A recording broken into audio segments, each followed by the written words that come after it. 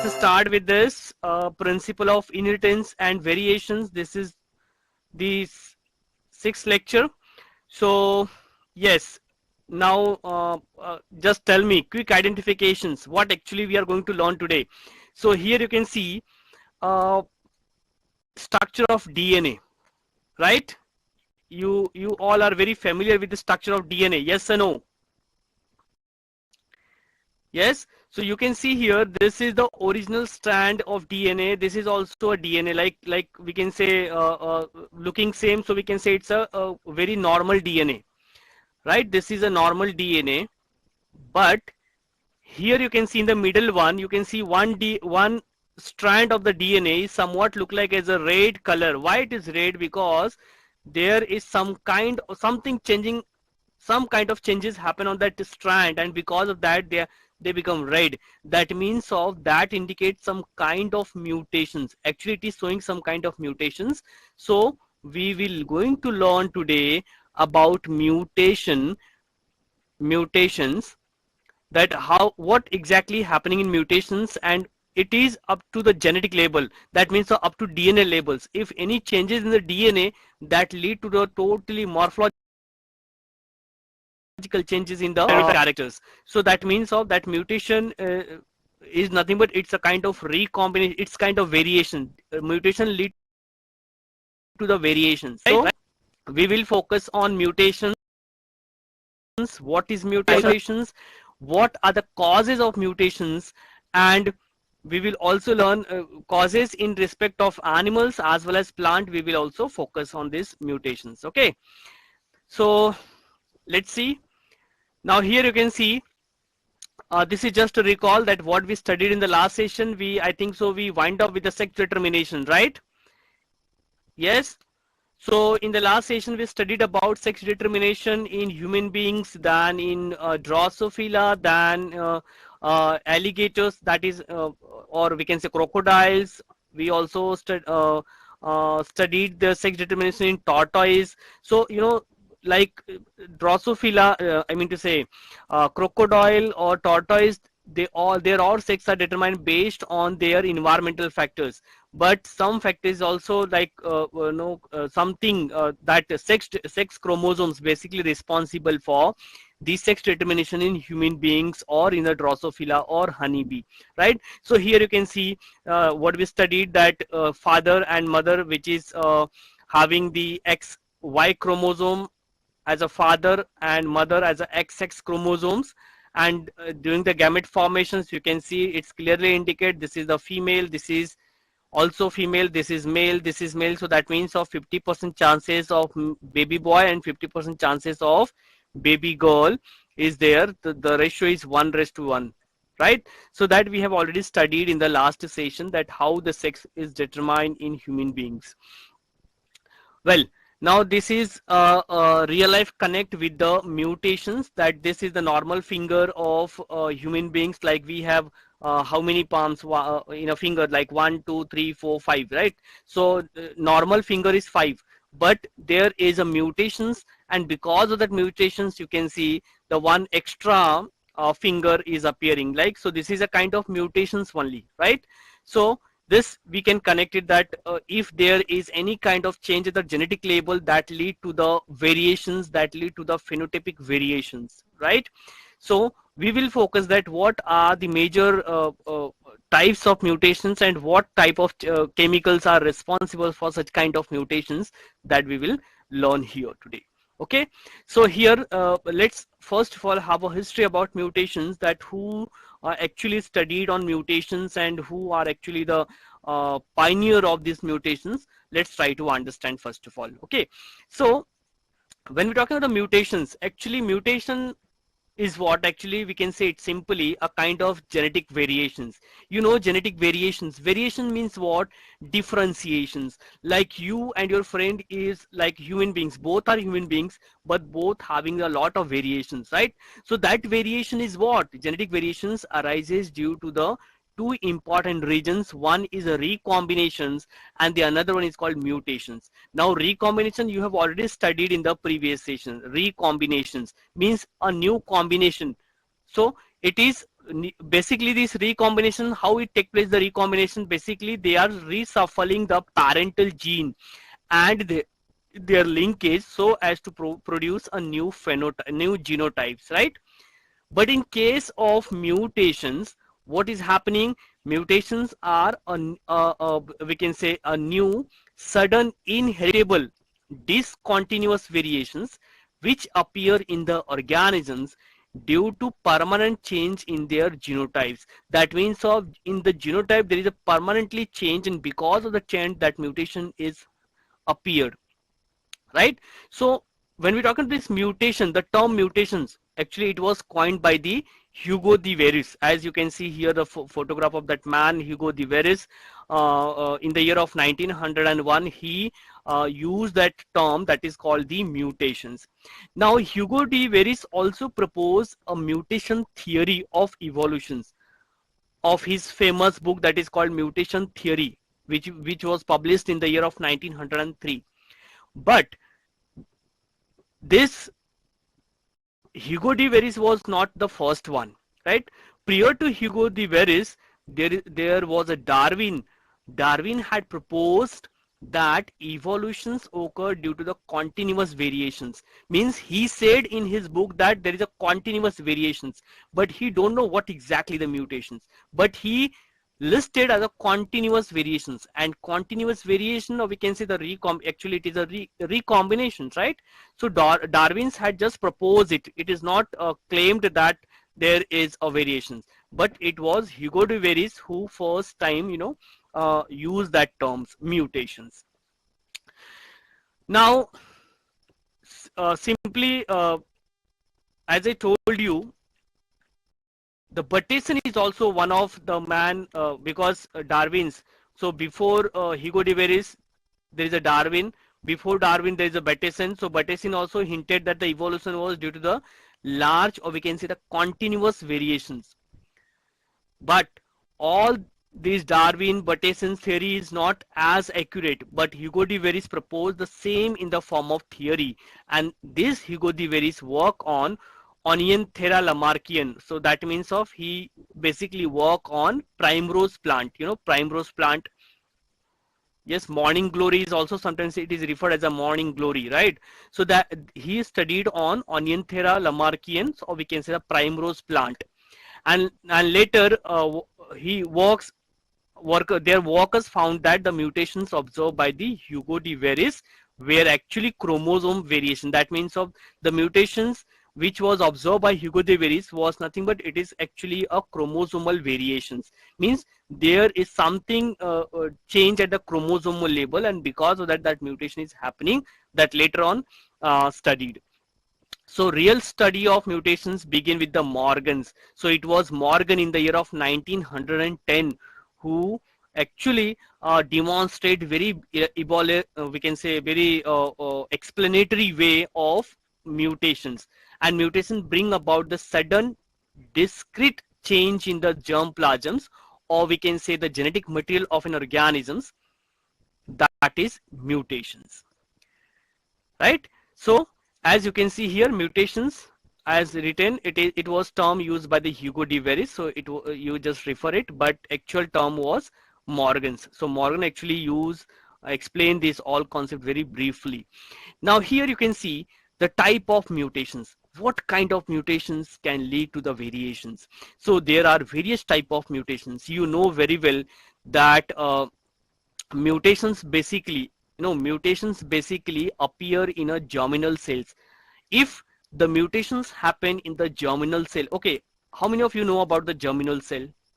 What is germinal cell? Germinal cell, and one more that is called other than germinal cell, other than germinal cell. Yes, who is going to tell me what is germinal cell? See, respond is must. What is germinal cell?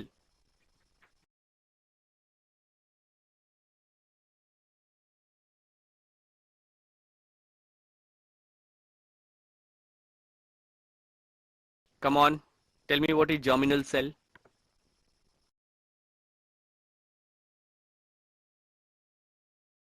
Don't know?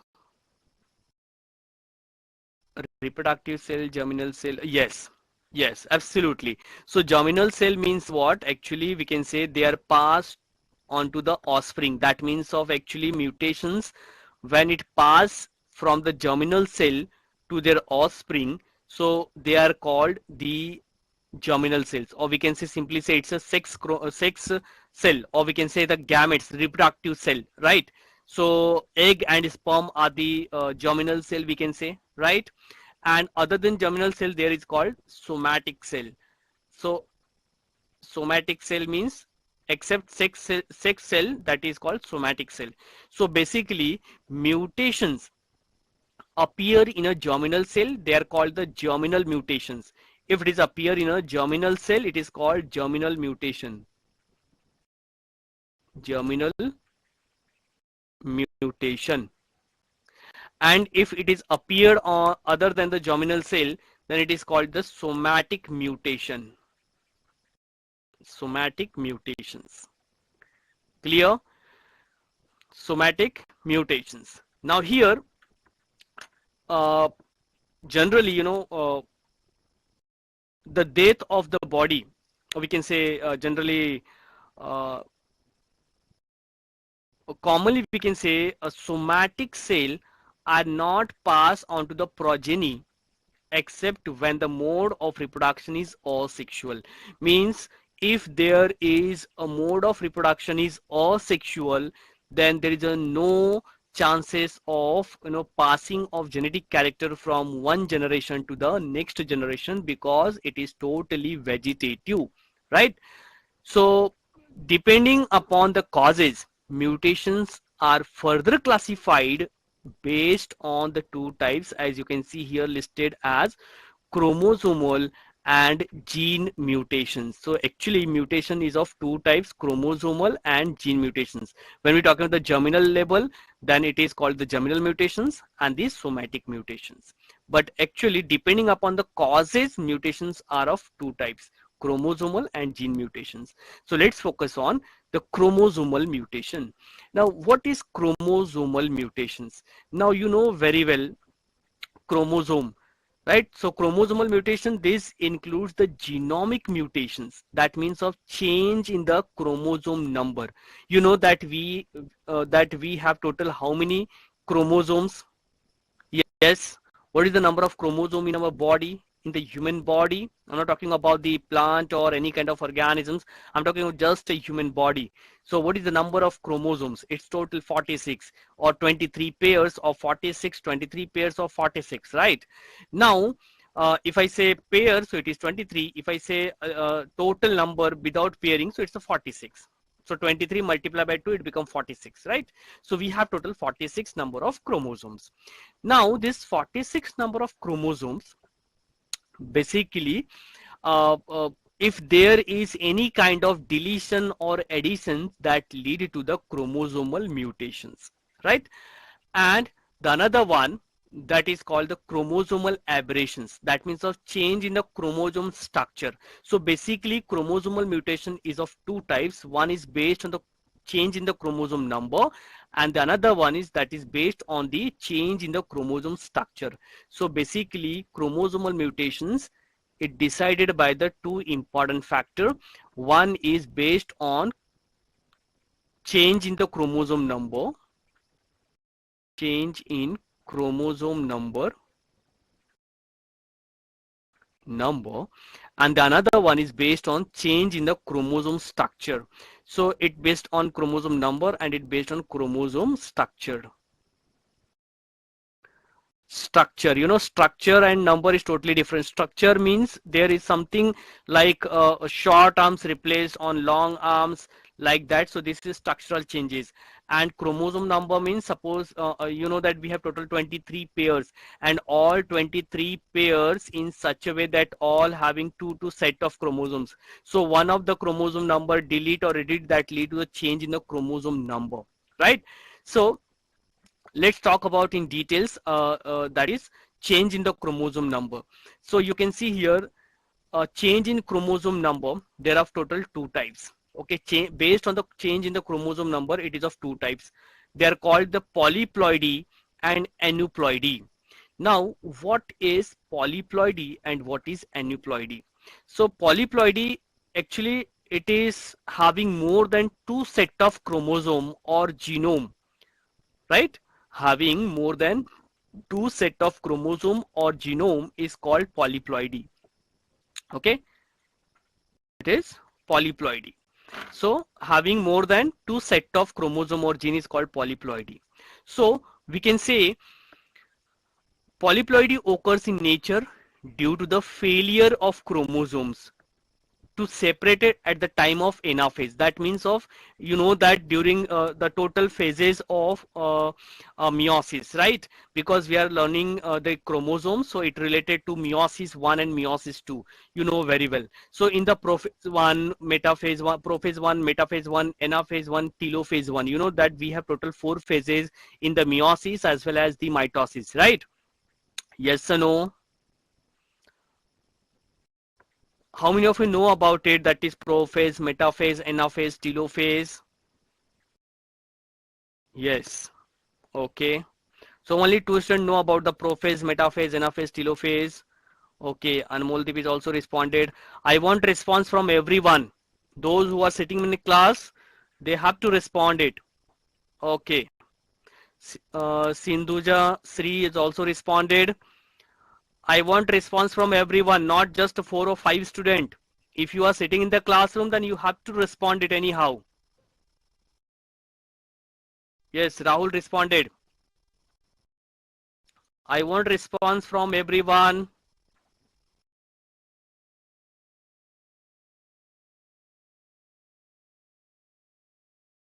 Okay, Kirthani responded. Jason Devraj, why not responding? Sasidharan, Gopinath, Prasanthi. You want me to take your name every time?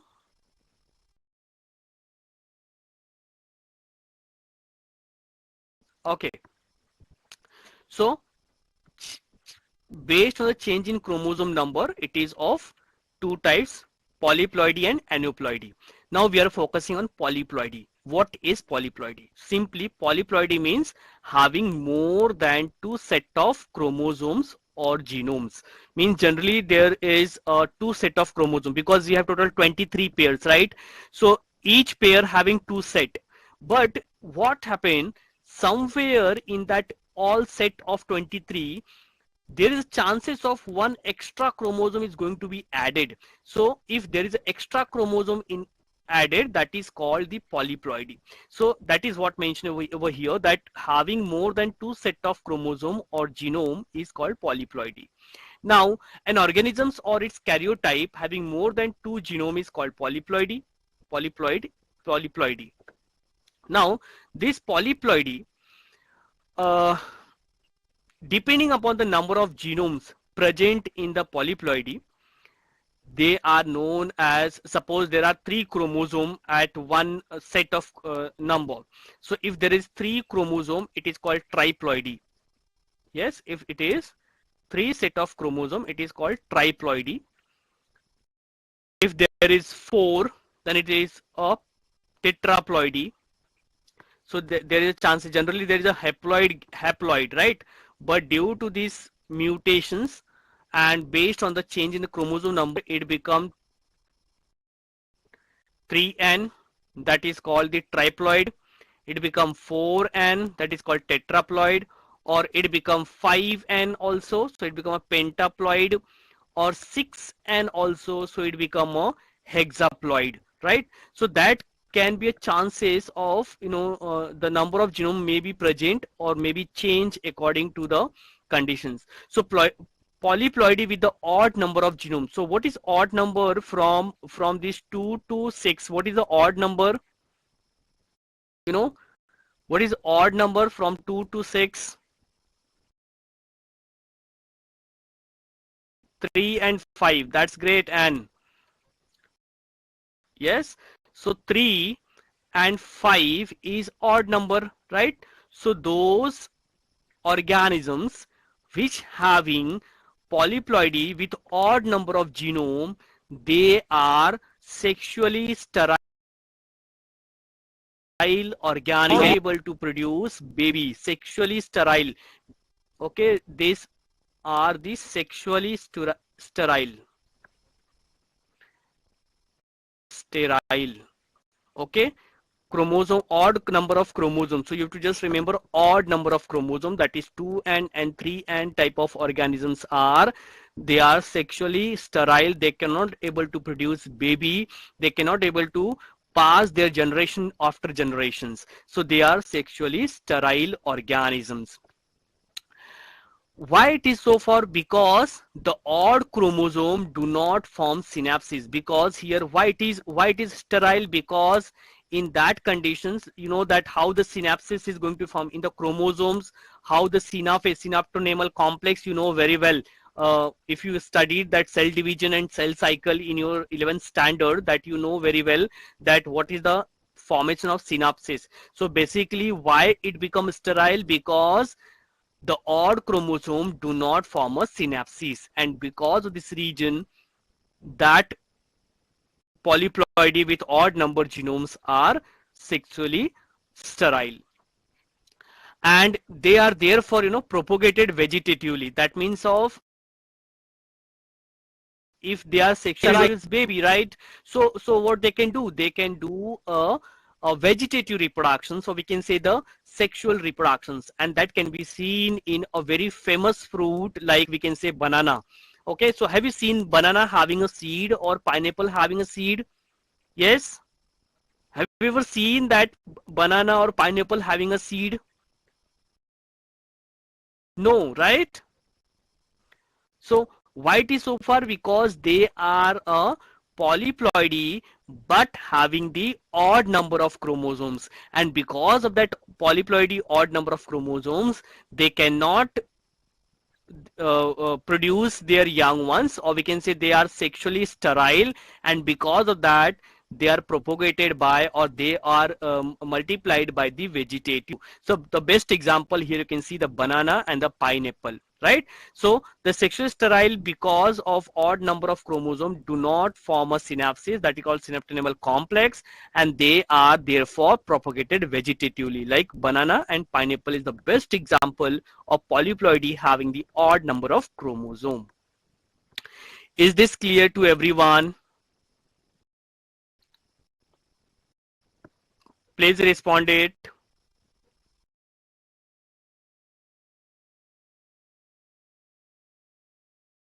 Okay, that's great. Now the next, based on the change in chromosome, polyploidy is a further divided into three types, that is called autoploidy, alloploidy, and auto-alloploidy. Now autoploidy, right?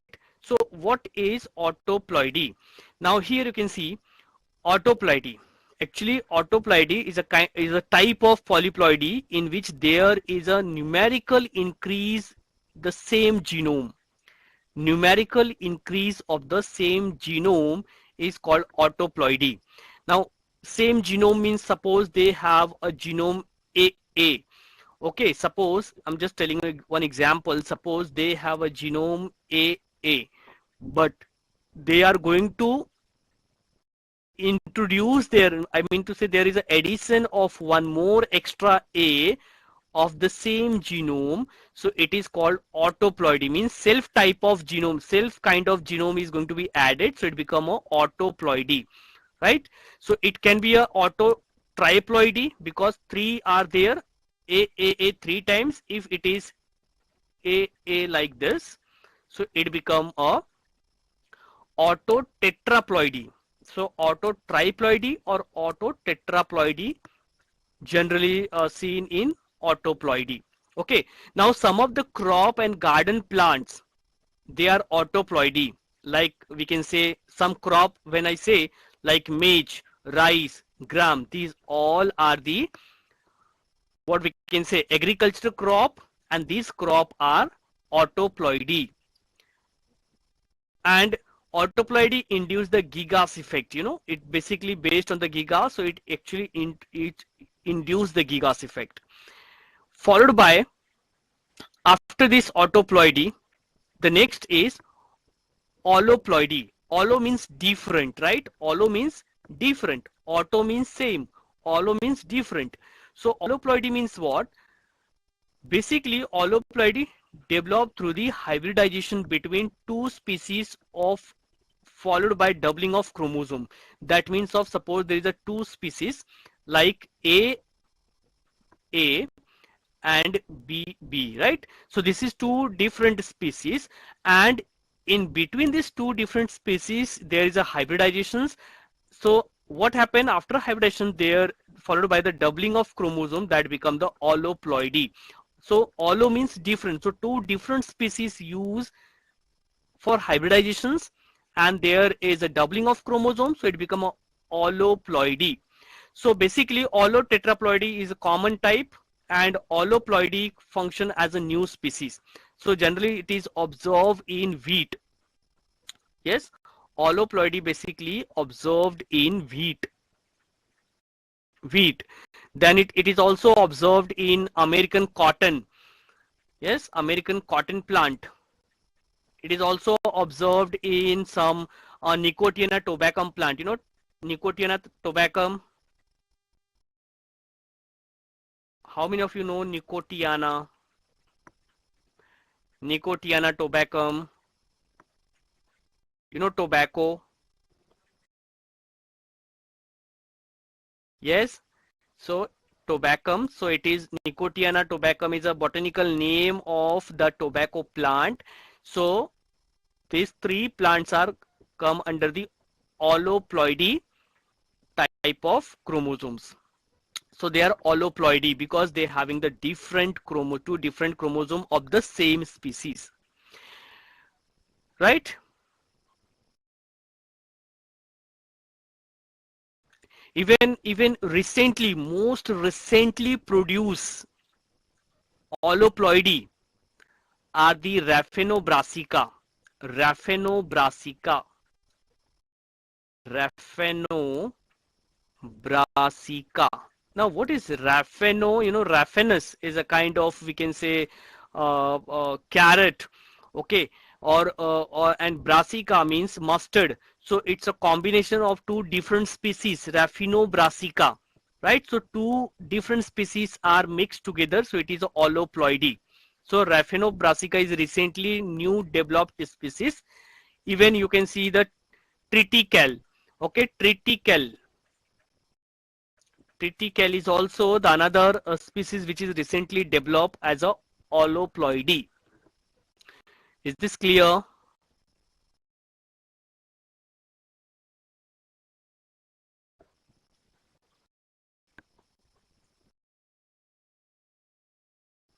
Now the last one.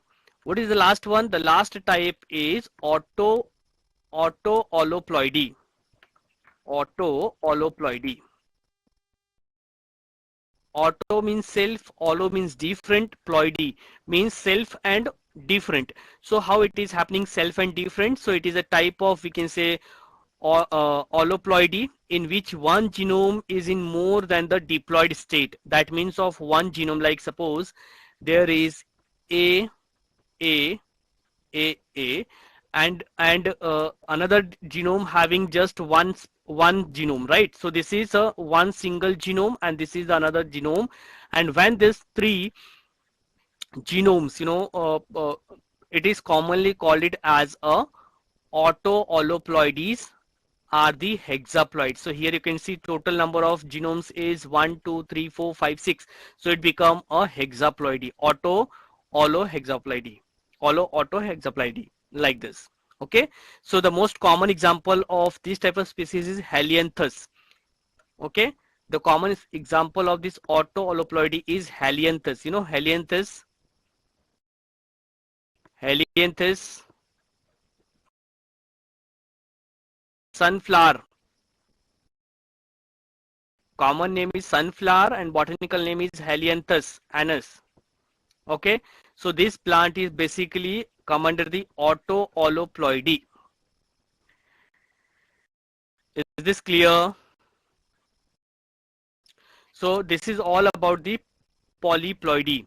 Now let's focus on the another type of, that is based on the chromosome number. It is called aneuploidy or heteroploidy. Aneuploidy or heteroploidy. So what is mentioned about this aneuploidy or heteroploidy? It is having a fever or extra chromosome, that means of less, or we can say the extra chromosome than the normal genome number of the species. Mean generally what happen, for any species having x2 set of chromosomes, right? But what happen due to these aneuploidy conditions, having either they can be a loss only one chromosome, or either it can be XXX. So this kind of chromosomes, if added or extra chromosomes than the normal genome number of the species, then it is referred as a aneuploidy. Clear? It is aneuploidy. Now this aneuploidy is of two types. One is called hypoploidy. Hypo means less, loss of the chromosome. That means of generally we have two set of chromosomes. So if there is one set is lost, that is called the hypoploidy. And if in that two set of chromosome, if there is one extra added, it become a hyperploidy. So that's why it is written over here, hypo and hyperploidy. So what is hypoploidy? Loss of chromosome. What is hyperploidy? That is addition of the chromosomes. So loss or additions, based on that it is called the hypoploidy or the hyperploidy. Hyper means addition, hyper means high, additions, more amount of, right, or more number of. So it's a hyperploidy. And hypo means less, so loss of the chromosomes. That you can, by this trick you can remember this hypoploidy and hyperploidy. Now based on the change in the chromosome number, now here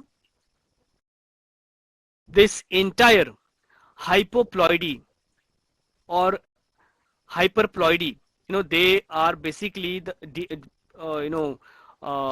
denoted by the number of affected chromosome with the suffix zomic. So here it is written as what? Nullisomy, monosomy, trisomy. It's not a zombie, right?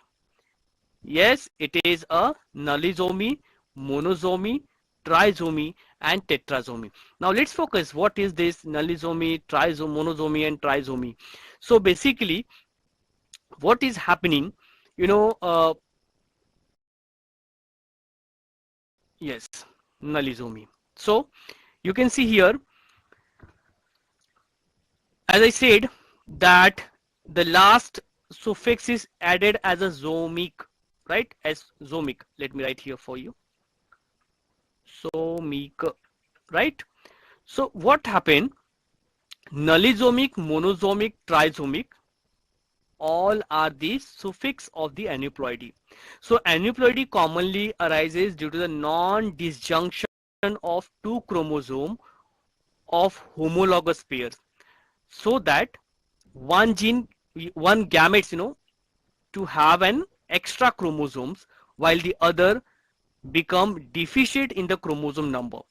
So you can see one having n plus 1, you can see here one having n plus 1,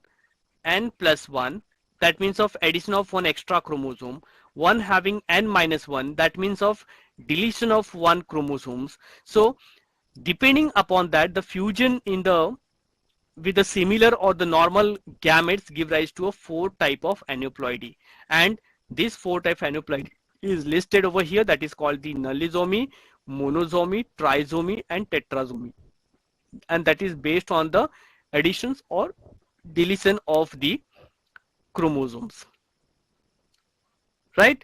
So this is what actually it is obtaining the aneuploidy through a loss of chromosome from a normal, or we can say the polyploidy karyotype, due to the faulty mitosis. If there is any kind of mitosis which is faulty, or by mistakenly that mitosis happen, so this kind of chances which appear, which is a kind of aneuploidy. Now here when we focus on hyperploidy and hypoploidy, So, oh, yes. So what is nullisomy? Let's focus in details. So nullisomy means what? The aneuploidy is deficient in the complete of homologous chromosomes. So nullisomy do not survive except among we can say the polyploidy, right? So basically it is going to deficient in the complete set of homologous chromosome, and that's why it is a nullisomy. Similarly, there is a monosomy which is listed over here.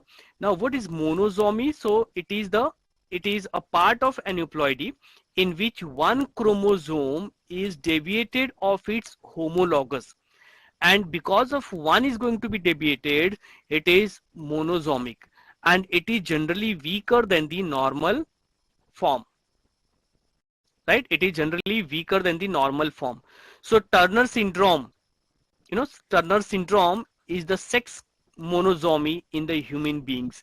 So generally, Turner syndrome is the best example of monosomy.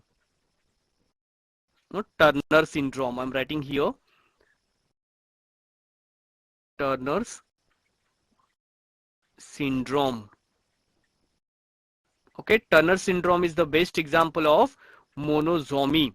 Okay, because it having the chromosome having 44 plus only one X is there, no Y is there, and that's why it become a Turner syndrome, monosomy. Clear? Now the another one is trisomy, and what is the that indicate? That is 2n plus 1. That means of it has one chromosome in a triplicate, right? One chromosome in a triplicate. So that means of double trisomic has two different chromosome in the triplicate. So this trisomic shows a number of changes, some of which are very lethal. So, lethal. So we can say the Down syndrome. So Turner in a trisomy, Down syndrome, Down's syndrome. Okay. So trisomy is generally Down syndrome is a trisomic in origin where the chromosome number 21 is in triplicate. That means of in what happened in the trisomy, on the chromosome number, we have total 23 pair of set. Okay, so on that 21 number of set of chromosomes there is, so on 21 set of chromosome, 20 set of chromosome means what? Okay, how many of you know about the karyotype? Because you may get confused of this 21 set and what is. How many of you know about the karyotype? Just tell me fast. How many of you know about the karyotype? I want quick response. Karyotype.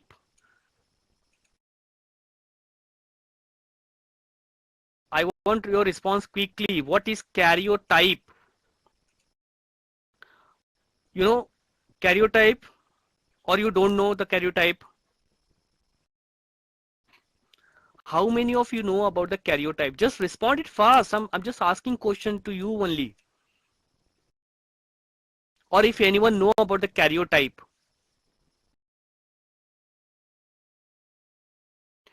Sasidharan, please don't go. I'm asking question to you.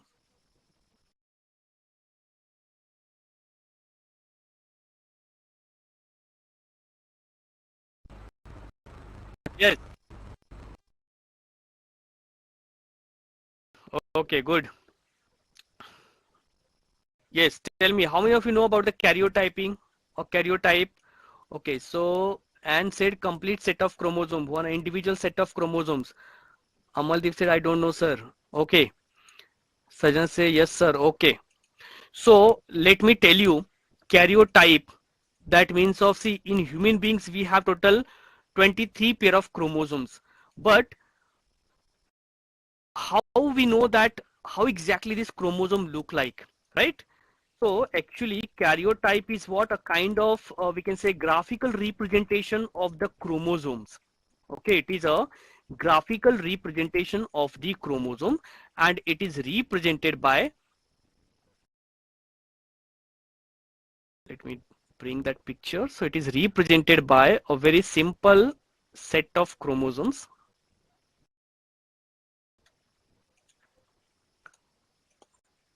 which is called the karyotype. So I'm just slightly moving here and I can paste it here. Yes. So here you can see this is a complete set of chromosomes, which are total number is 23. Let's count it. It is already counted, but let's count it. See here, this is the first set of chromosome numbers. So this is 1, this is second set. So 2, 3, 4, 5, 6, 7, 8, 9, 10, 11, 12, 13, 14, 15, 16, 17, 18, 19, 20, 21, 22, and this is 23. So if it is present in male, then it become a boy, or we can say the human male karyotype. If there is present XX chromosome, then it become a female karyotype, right? So this is what the normal karyotype. Now in this karyotype, what I said, trisomy means what? On the set of 21st set of chromosome means 21st set number of chromosomes. Here you can see how many chromosome number total, 2, right?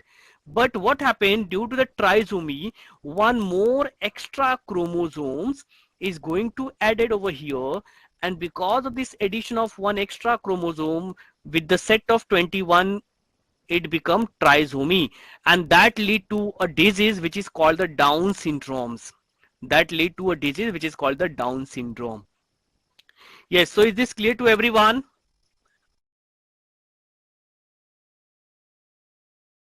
Now please respond it.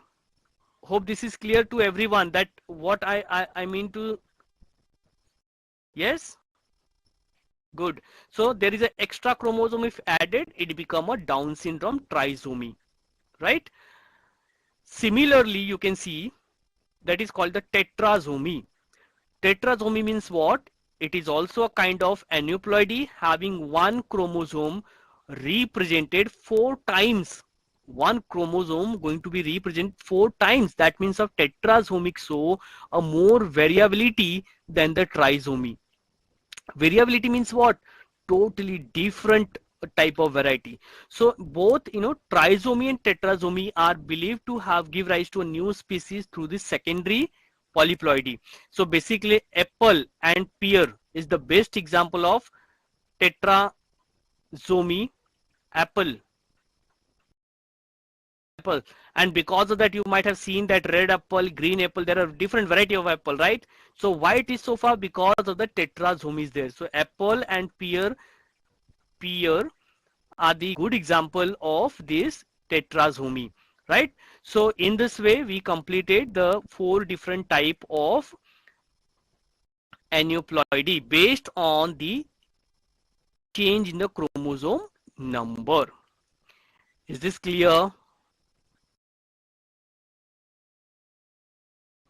So don't forget about this Turner syndrome and Down syndrome's number, because this is very important, and in for exam point of view this is important because most of the questions basically coming from this type of short tricks. So you should remember that in Turner syndrome what is happening, what is the change in the chromosome number. It should be 2n minus 1 or it should be 2n plus 1. So that kind of hint will be given to you, and you have to identify based on that structure. Now the another one, now we have completed based on the number of chromosomes. Now we are going to focus on based on the change in chromosome structure. Means if there is any arms is going to be changed. Suppose this is a normal chromosome, and what happened on this normal chromosomes, if there is any kind of changes, crossing over take place, and because of this crossing over, what happened, there is a new combination form, and that lead to a totally change the structure of chromosomes, that lead to the variations, right? So they are change in the number and arrangement of gene in the chromosomes. So actually what is happening, it is going to be totally change the number, right? So that is called the chromosomal change or aberrations. So basically chromosome aberrations aberration you can say, or either you can say the change in structure. Basically it may involve change in the single chromosomes, or we can say the 2 chromosomes. So the aberrations are further classified several types, and most important one which I'm listed over here, the first one, that is called the deficiency, intrachromosomal changes, and there is a extra chromosomal changes. So what is intra means it's very simple, within the chromosomes, right? So you can see the first one is a deficiency. So what is deficiency? It is a loss of terminal segment of chromosome and is produced by the single break in the chromosomes. Like I can represent by this simple example. Suppose there is, let me bring a small picture for you.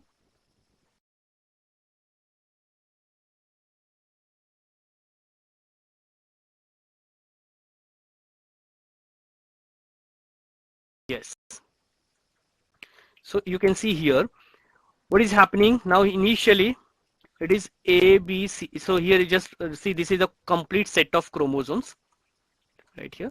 This is a complete set of chromosomes having their A, B, C, D, E, F, G in proper sequence. This is the normal one, okay?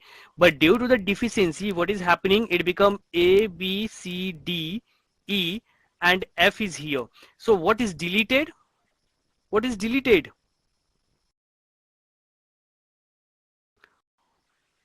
What is missing in this new set? These combinations. What is deleted?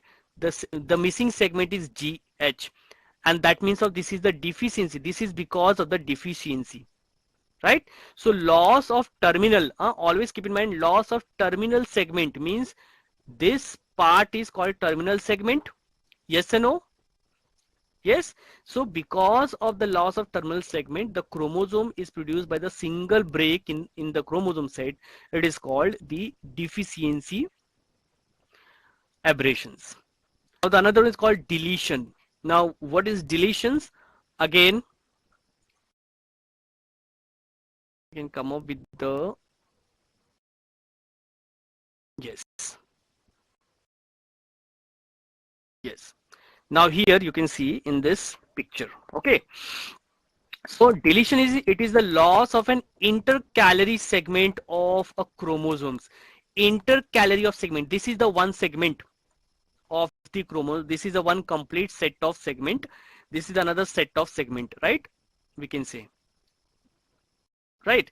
So intercalary segment means in between the segment, not at the terminal positions, in between the segment of the chromosome, which is produced by the double break, means it is going to break from here also and from here also. So it is a double time of break, we can say, right? So because of this doubling of break, what happened? The chromosome followed by the union of remaining parts, that is called the deletions. As you can see here, this is the normal chromosome, which I can represent A, B, C, D, E, F, G, H. But deletion means what? What is happening? A, B, C, and this D and E is going to be deleted completely, right? It is deleted and now it joined. So it is in between. This is the terminal side, this is also terminal side, but it is taking place in between. So it is an intercalary segment. So it become A, B, C, F, G, H. So this is what the new combination form, which is called the deletions, after deletion. So this is the chromosomal aberrations based on the intrachromosomal. Is this clear? Responded fast. Okay, so deletions and deficiency is very much clear to all of you, or still have a doubt, then please ask me. Any doubt? Or deletions and deficiencies totally clear? Deficiency means take place at the terminal position of the segment and only one single cut is there. But in case of deletion, it is take place in between the segment with a double break, and the remaining part is going to join again. So it is what? Deletion. Yes, is this clear? Or you are still finding that this is little difficult for you to understand? I don't think so. It is very simple part. That is, there is a set of chromosome. If there is a part of segment deleted or edited, that we are actually learning here, right? So the name itself very simply indicated deficiency, deletions. So I don't think so this is very complicated concept. It is very simple concept, right? Yes. How many of you are agree that this is a very simple concept? Okay. Buana,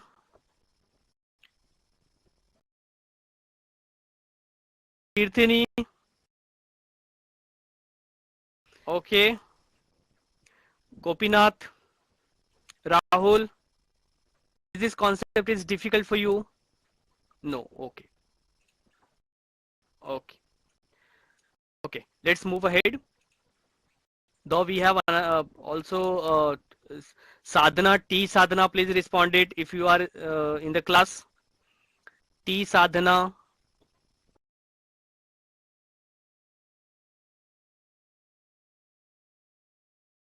Okay. So this is about the deletions. Now let's move ahead and see the another type, that is inversion. Now what is inversion? Okay, so inversion, again,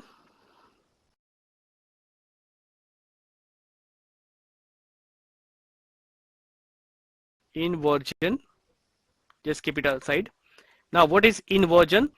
It is a type of chromosome aberration in which the part of chromosome segment get inverted by 180 degree. 180 degree, right? This is what inversion. Let's see what is mean of this inversion. So I'm coming with the one simple chromosome with having labeled as a B, C, D. So it will be more clear for you. Like here, you can see we have, this is the normal chromosome. This is the normal chromosomes. Because of the inversion, what is happening? AB at this side, but due to the inversion, what is happening? This is going to rotate like this, okay, and this is going to rotate like this. So what happened? This E is coming here, then D is in middle only, and the last, right? So this is what completely rotate 180 degree. Means suppose I'm holding this pen like this way, and if I rotate 180 degree, it will come, the pointing point is come from this side. Though initially it is present that side, right? That means of the segment is going to be exchanged, terminal segment is going to be exchanged, right? And because of this movement is what? 180 degree.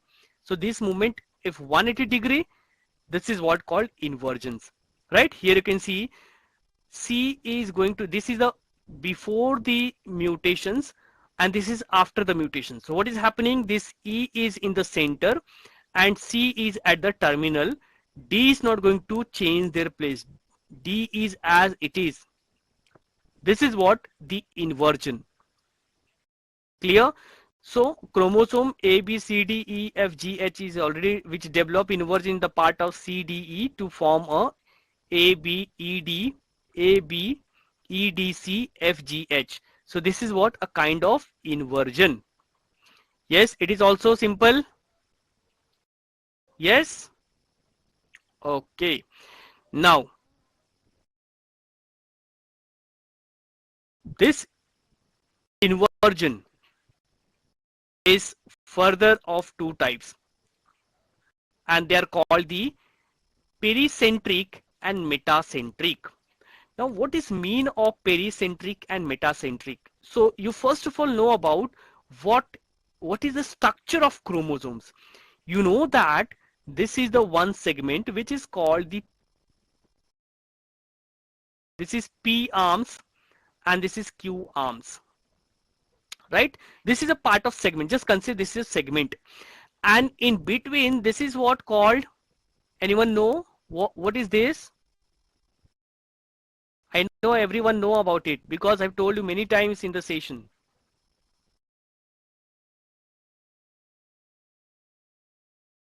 What is this?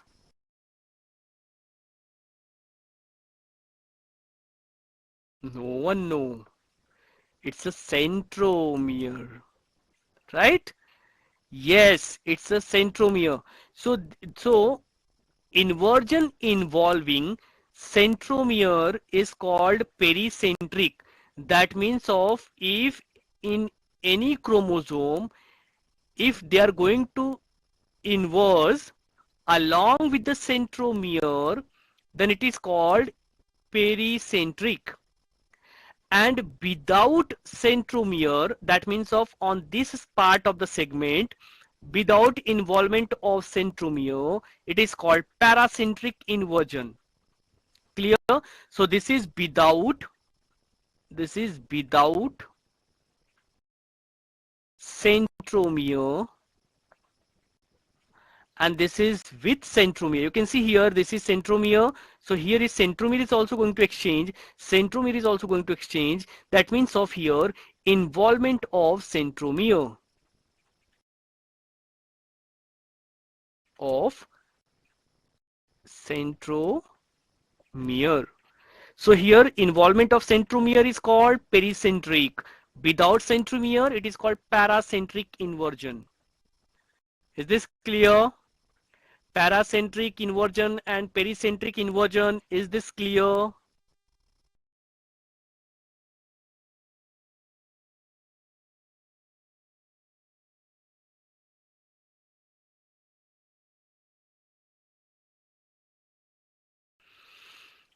Okay. So this is what we studied about the intrachromosomal change, right? This is intrachromosomal, all the different type which we studied about the inversion, then we studied the deficiency. This is all the intrachromosomal aberrations. As you can see here, it is already listed. It is all intrachromosomal aberrations. Now there is interchromosomal aberrations. Interchromosomal aberration is also there. Now what is mean of interchromosomal aberrations? So it is also, so it is in between, right? So like here there is a duplication. So as you know, duplication means duplicate copy, means extra, having an extra chromosome segment attached to its normal chromosome, homologous chromosome, so that the gene or the set of gene is represented twice in the same chromosomes. So you can see that this part of segment present two times, and this is happening because of the intrachromosomal aberrations, that is called the duplications. So it is a phenomenon of having an extra chromosome segment attached to its normal homologous chromosome, so that a gene or the set of gene is represented twice in the same chromosomes. Even you can also see with the simple ABCD later, like suppose this is a chromosome, one chromosome, this is centromere, this is also part of, just consider, I'm just writing here, and here is A, B, C, D, E, F, G, H. Okay, just consider this is also, no. Let me first erase. Okay. Now I'm writing the chromosomes having A, B, C, D, E, F, F,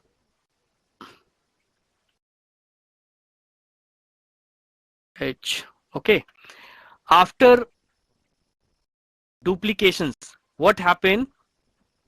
Something is going to be double, like either this one or any part of the segment. So it become A, B, C, D, E, D, E, F, G, H, like this, right? So here you can see the CD is duplicated. See, CD is duplicated, right? CD is duplicated. So this is what called as a duplications, and this take place in interchromosomal segment. Now another one, there is a translocations. Now what is translocations? So trans means going to exchange their positions. So it is the separation of chromosome segment and its union to a non-homologous chromosomes, and so this is what called translocations. That means of how we can understand this translocation concept. So you can see here translocations. Yes, I have one picture for the translocations.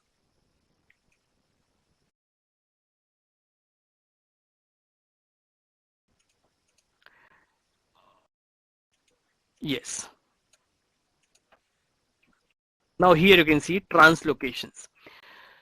So one having a chromosome segment which is A, B, C, D, E, F, G, H. Another one having the segment I, J, K, L, M, N, O, P, right? But due to the translocations, what is happening? Just focus on this diagram. See, OP, you know, this segment is going to join with this segment, and this part of terminal segment is going to attach this side. Okay, so it is translocate. This segment is going to give that part to here, and this part is going to give that part to here, and it become OP from this segment. So it become A, B, C, D, E, F, OP, and here I, J, K, L, M, N, G, H. So this is what translocation. So GH and OP segment get exchanged, and this is what called translocation. Is this clear? Now this translocation is of two types. One is simple and reciprocal. Simple means directly, as you can see.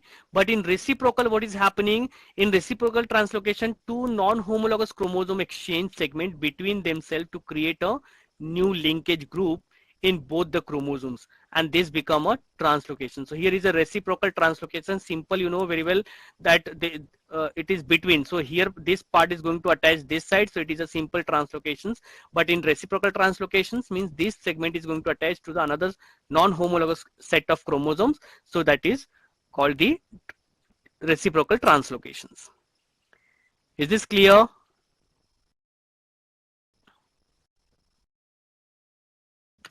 So we completed the chromosomes, right? Complete set of chromosomes, started from the combinations, like started from the types of mutations that is based on the chromosomal mutations, right? Now let's focus on the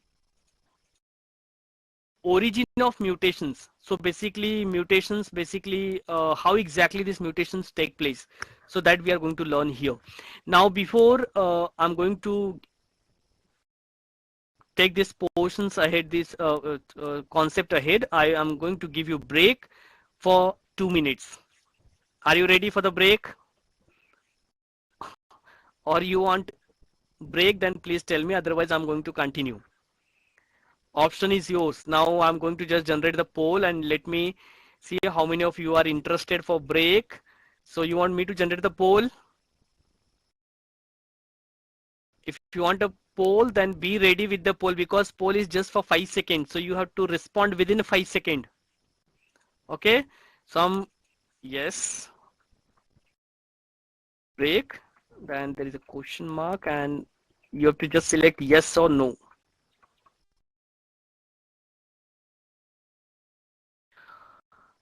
Yes, now I sent the poll for you.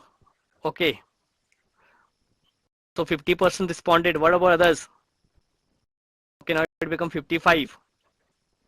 Only 55% want a break. Now it becomes 64. Only 64% want a break. Remaining 30%. Okay, now it becomes 73. Okay. So 73% want a break. So well, I'm going to give you break. See, already polls shared to you that you 75% people want a break. So I'm just giving you break for 2 minutes, and then we will quickly start from this origin of mutations till we have studied about the types of mutations. Now we will focus on origin of mutations after the break. So please take a break for 2 minutes and come back. We will start our session after 8:20. Now it is 8:15. We will start by 8:18. Okay, so take a break.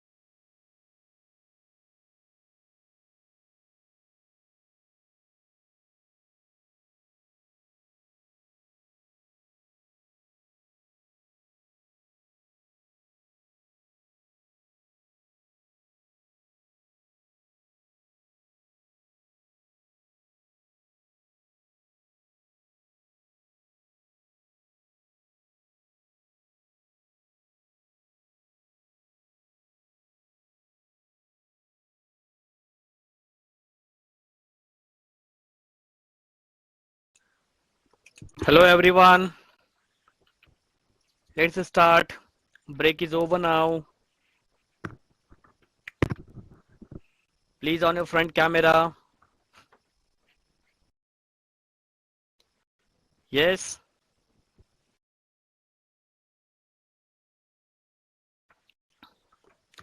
Yes, Prasanti. Why you're so silent?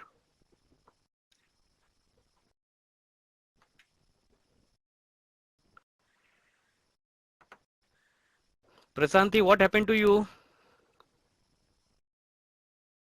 Be happy. Why so silent?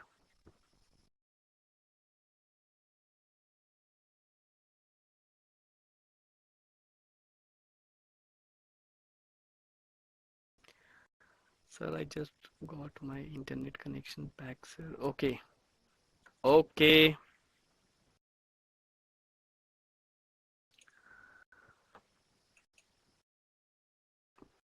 Yes, all of you please on the front camera and confirm your presence. Yes. Gopinath, Kirthini, please on your front camera. Oh, okay.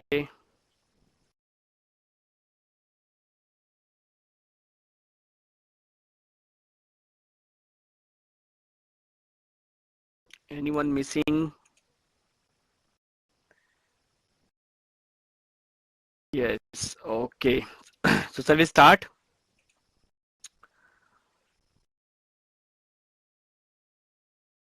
Well, so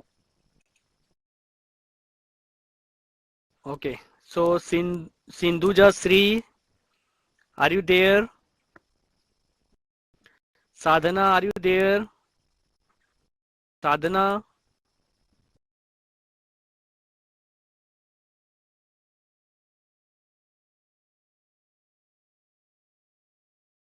Okay. Let's ahead. Let's try to understand the origin of mutations. So basically, mutations may arise spontaneously. Spontaneous means sudden due to a certain intracellular factors or be induced by the environmental factor. That means of mutations can be happen by the environmental factor or it can be happen by spontaneous changes in the chromosome level, right? So the environmental factors or all these can be happen because of the mutagene. That means of there is a mutagene which basically induce the mutations. Okay, so what is this mutations or what is this mutagene? So basically mutagenes are extracellular physical or chemical biological factor. It can be it is basically extracellular, but it can be physical, chemical or biological factor which can cause mutations. That is called mutagene. So basically mutation take place by mean of mutagene. If there is a extracellular factors or the environmental factor, that can be called the mutagene, and that can be either physical, chemical or biological factors. Now mutations is divided into two types.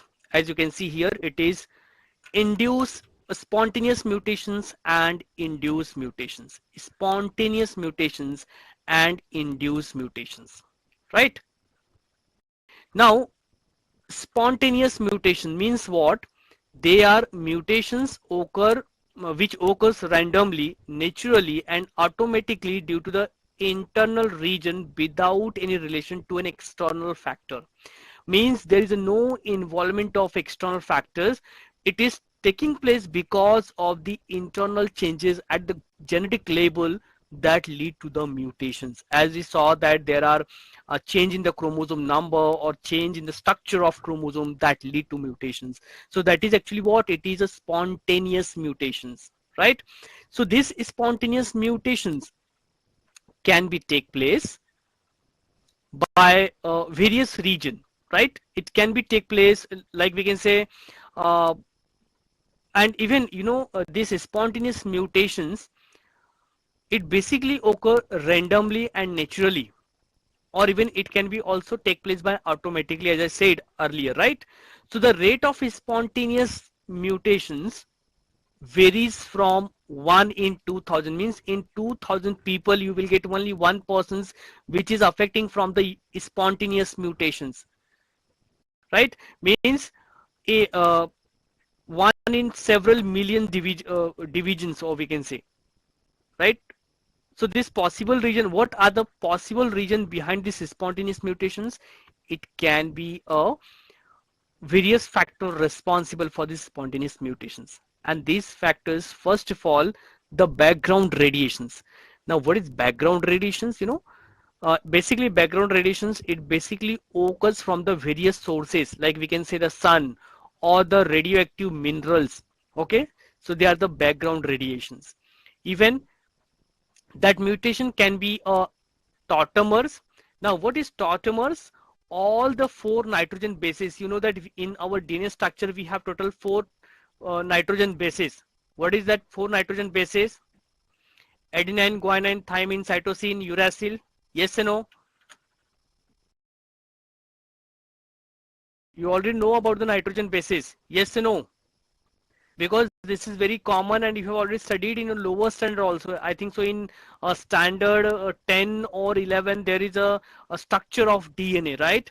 So in that you have already studied that in the DNA there are total four nitrogen bases: adenine, guanine, thymine, cytosine. If it is RNA, then there is a uracil replaced by, right? So that you know very well. So what I'm telling you here, tautomers means what? Tautomers means all the four nitrogen bases which occurs in the tautomeric or isomeric state. So forming either amino group, that can be instead of amino group, enol group. That means of they are going to change the structure. Either they can form amino group, tautomers, either they can find amino group, or so that amino group means cysteine and adenine. Cysteine and adenine is amino group, or either they can form instead of the amine group, because it's not going to find the form a amino group. Amino, it should be amino group, but it is not going to form amino group. It form imino group. IMINO. It's a imino group, right? And because of this is what actually tautomer, because instead of amino group there is a formation of imino group, right? Or enol group instead of keto group. So tautomers pair with a different bases so as to cause change in the sequence, like AT or G, AT to GC. So there is a changing the sequence from AT to GC, and that sequence when it change, it is a tautomer, right? So these tautomers pair with the different bases. So that can be chances. That is what the tautomers, like they need to form amino acid, but instead of amino acid they are going to convert it into a imino group or the enol group, right? So this is what a kind of tautomers. Now the another one is listed over here, diamination of cytokinins. Now what is diamination of cytokinins? So cytokinins slowly deaminated to produce the uracil, you know, because in RNA there is a replacement of cytokinin uracil, right? So what happened? It deaminate to produce the uracil, which pair with the adenine, resulting in the change in the base pairing. So if there is a changing in the base pairing, that means of it is a deamination of cytokinin, because cytokinin is going to be changed into uracil. So it is a deamination of cytokinin, is also the result of spontaneous mutations. Another one, I'm sorry, yes, it's the spontaneous mutations. The another one and the fourth one, that is called the copy error. Now, what is copy error type of mutations? So actually there is a number of steps involved in the replication, transcription, translation. You know, the central dogma of molecular biology. So replication take place. You know, what is replication, transcription, translations? How many of you know about it? You know, we have a DNA, right? This DNA converted into mRNA, and this mRNA converted into protein. So this sequence, this event is called molecular dogma of molecular biology, central dogma of molecular biology. So when DNA convert into mRNA, it is called transcription. Transcription. And when DNA make a multiple copy of DNA, it is what called replication. Very good, Sarjana. It's a replication. And when this mRNA convert into protein, it is called excellent, and it's a translation. Very good, right? So this is what the central dogma of molecular biology, right? So what happened in the copy error, there is a number of steps involved in replication, transcription, translations. So any wrong choice or the entry of different group will cause the mutations. So if there is any, so this, you know, replication, transcription, translations, this is a step of event that take place during the formation of proteins. So if there is any kind of mistake is happening in this complete process, there is a chances of mutations. So most of the copy errors are corrected during the proofreading, but few do escape corrections, because you know that when a teacher checking the paper, few questions may left because of poor visibility and all that can happen, right? So similarly during the the proofreading of DNA, whatever the protein molecule form, during that time, you know, there is a proofreading, but there are chances of escaping that corrections, and that lead to the mutations. Not always there is chances of escape, but sometimes it escape, and that lead to the mutations. So this is what called copy error type of mutations. So this is what the region behind, the possible region behind the spontaneous mutations.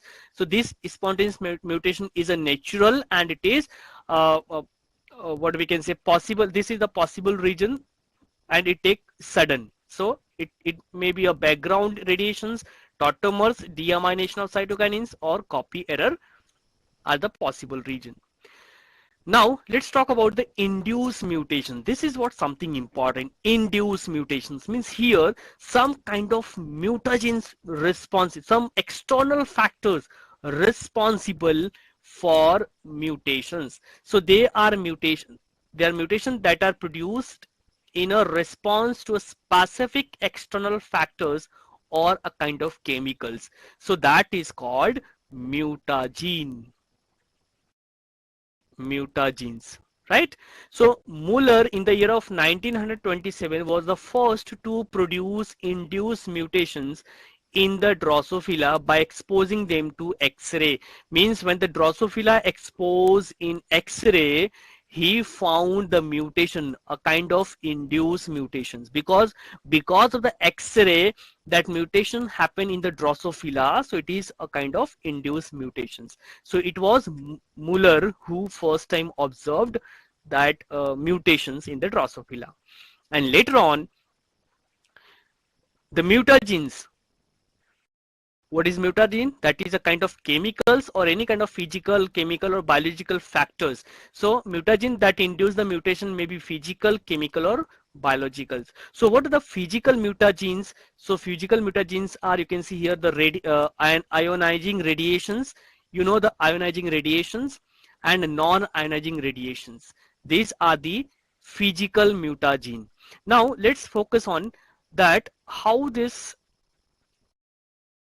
physical mutagens, I mean to say radiations, basically act as a physical mutagens. So here you can see that, you know, that in the nature, like which we already know about, the neutron, then alpha particles, cosmic ray, gamma particles, beta rays, X-ray, ultraviolet ray.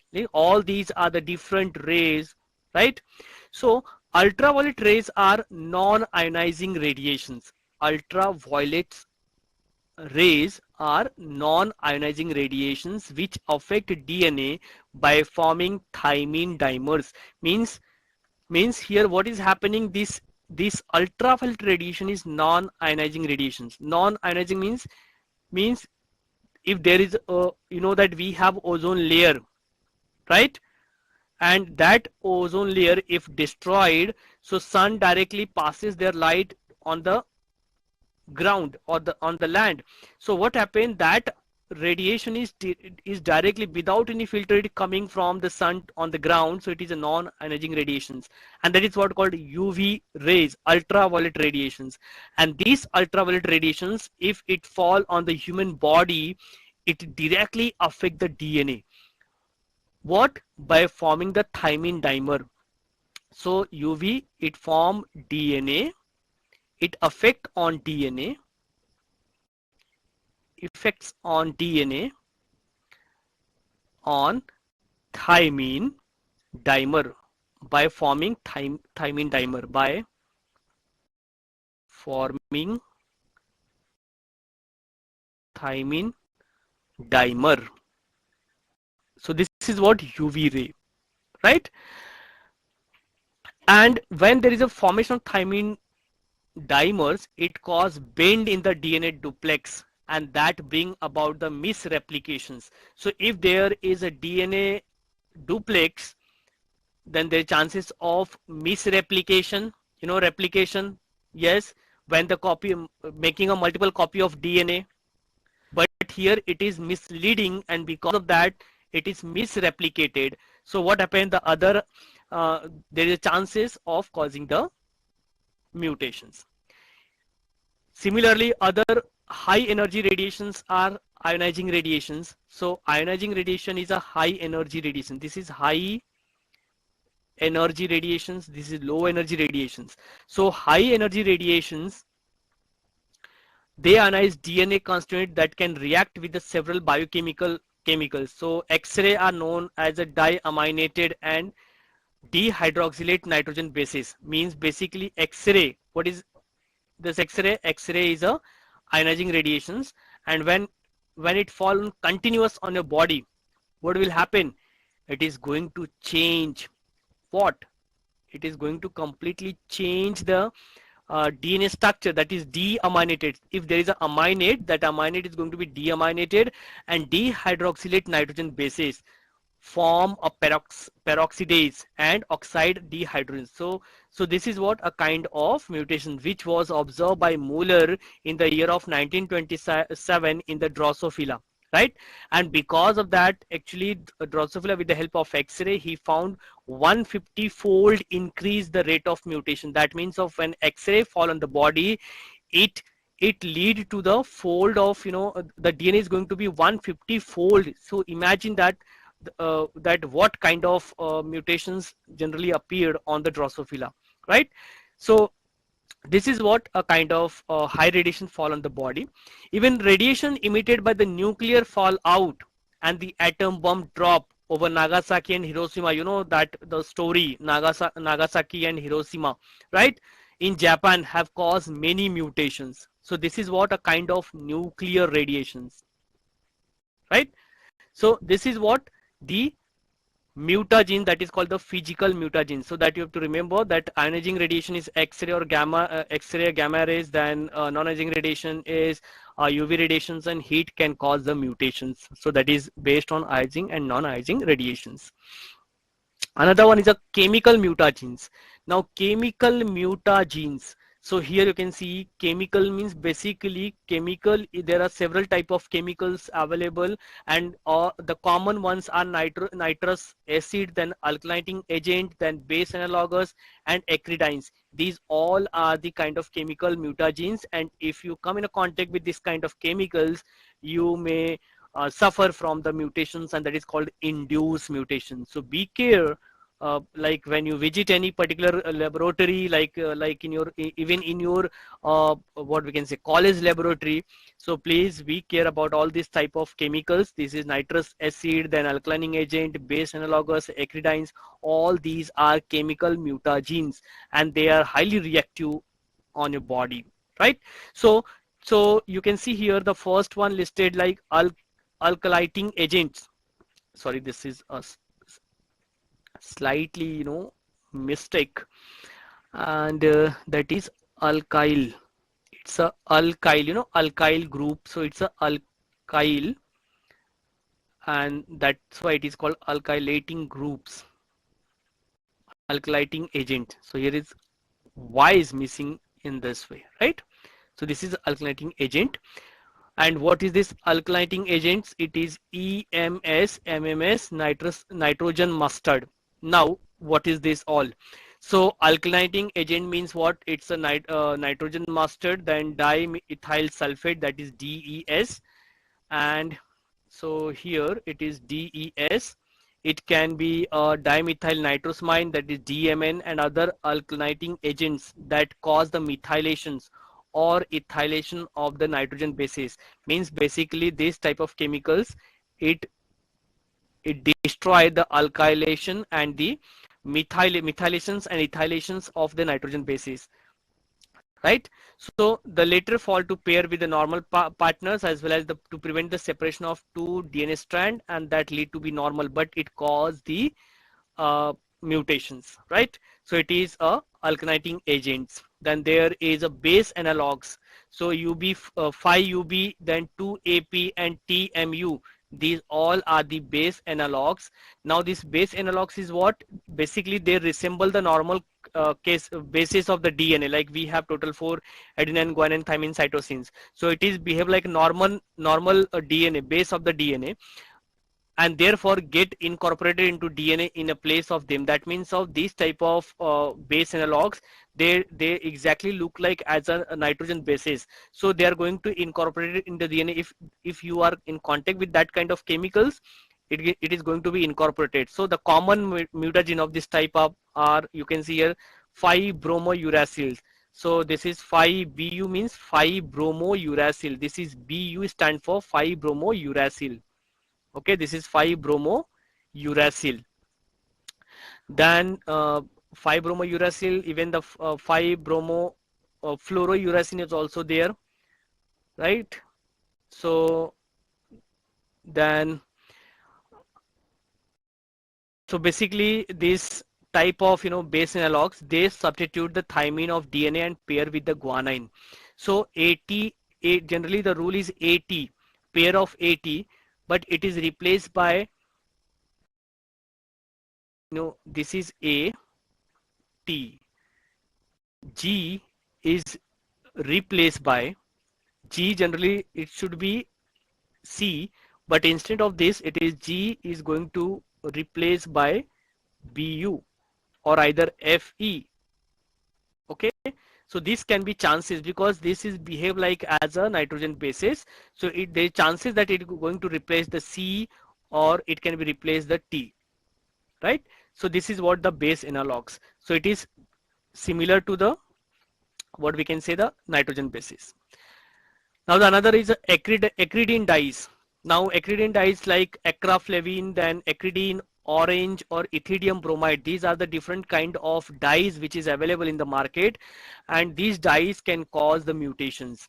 right? So the like we can say they are the tar derivatives, heteroaromatic flat molecules which form a number of dyes, and pharmaceuticals are prepared, like various kind of chemicals is actually prepared from this kind of dyes.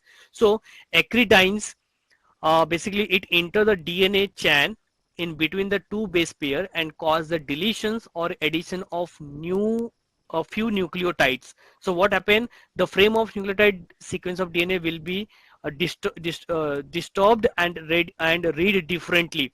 If it is read differently, that means of it cause the frame shift, or the we can say kind of frame shift mutations. So basically acridine related dyes, generally it lead to the frame shift mutations. So that can be also take place because of this chemical mutagens. Another one, we have a demating agents. Now what is demating agents?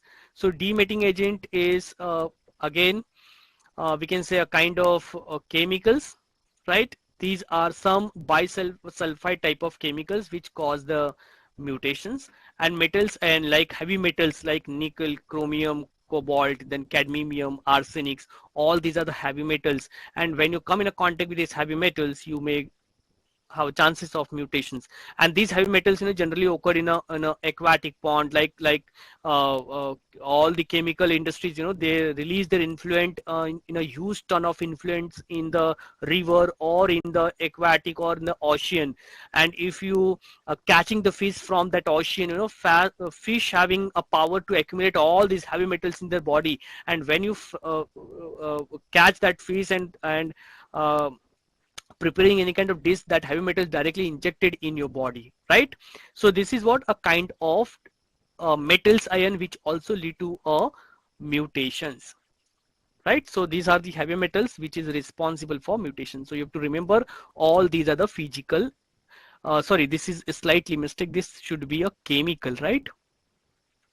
Chemical mutagens.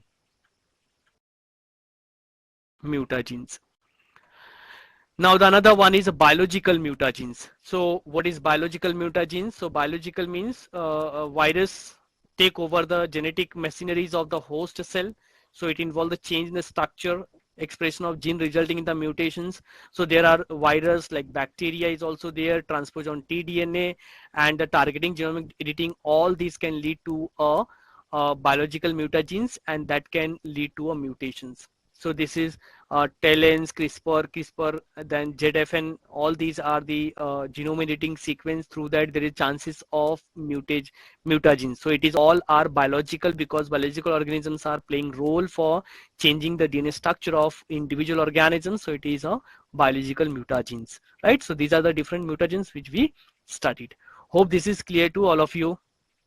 Yes, is this clear to everyone? Or anyone have a doubt? Responded fast in the chat box. I'm waiting for your response. Then I will go ahead.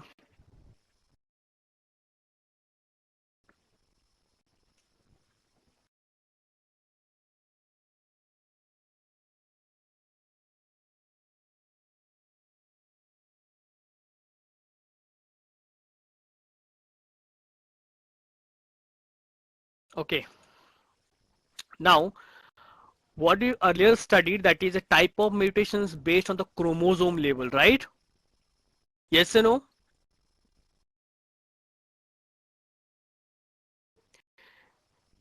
Now, we are going to learn the type of mutations at the DNA level. That what we studied, that is a chromosomal level, that how the chromosome and all are changing. But now here we are talking about the types of mutation, but that is based on the DNA level, how DNA actually basically involved for all these kind of. Okay, so yes, here you can see substitutions, deletions, insertions, and inversion. Now what is the substitution, like, or what is inversion? So what is substitutions? Substitution means what? Replacement. So it involves the replacement of one or more base pair with the others. Base pair, the DNA base pair, nitrogen bases, adenine, guanine, thymine, cytosine. So these base pair is going to be replaced. So if it is going to replace, that means of it is a substitution mutations. It is a substitutions. Clear? So when it is replaced, then it is substitutions. What is going to replace? Nitrogen bases. So nitrogen bases is going to replace. So it is a substitutions mutations. Then there is a deletion mutations. Now what is deletion mutations? Deletion, that means of it is going to be delete, right? That means of some what we can say, the DNA segment or nitrogen basis is going to be delete. So it is a deletion mutations. Similarly, insertion means what? That is involvement, or we can say addition of the nitrogen bases. That is called the insertion. And inversion means it is totally moving from one segment to the another segment, or one part to the next part. That is inversions. So this is all at the DNA level. It is not at the chromosomal level. So at the DNA level, it is of total 4 types: substitutions, deletions, insertions, and inversion. Now this is something important, that is called the point mutations, right? This is point mutations. Now what is point mutations? Now here you can see point mutation means what?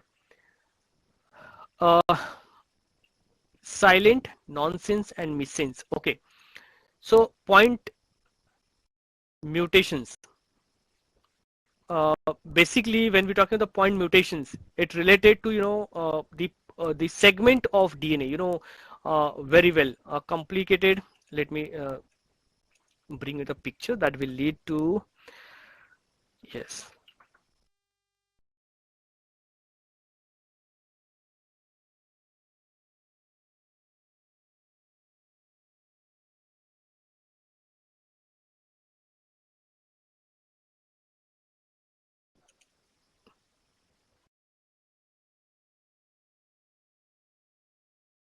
Okay, so actually I'm not getting that.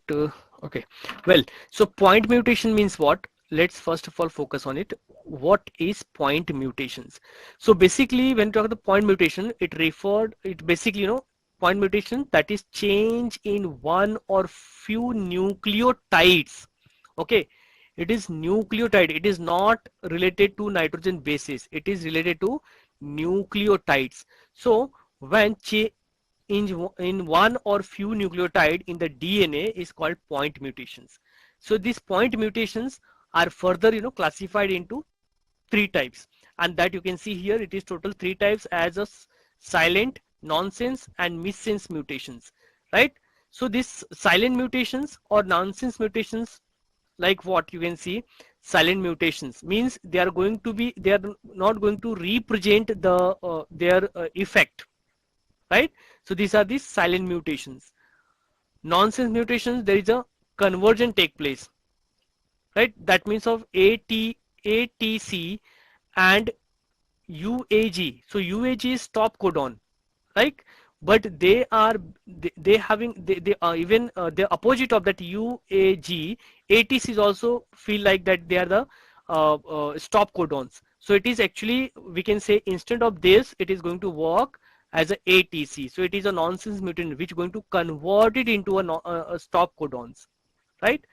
And missense mutation means there is a missing of any part of, we can say, these segments or the sequence of nitrogen bases. So all these are related to the change in the nucleotide base is a point mutations. Now one more, there is a frameshift mutations. Now what is frameshift mutations?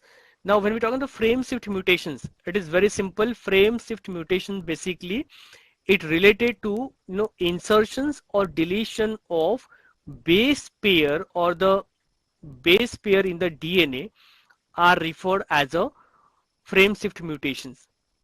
So you can see here, this is met for methionine, lysine, then phenylalanine, glycine, isoleucine, valine, and this is a proline. So these are the different types of nitrogen bases. So these all are, you can see, in case of after the frameshift mutations, you can see this uracil is going to attach here, and because it is going to completely change. See here, this is the methionine, this is a lysines, but here it should be phenylalanine, but instead of there it is replaced by leucine.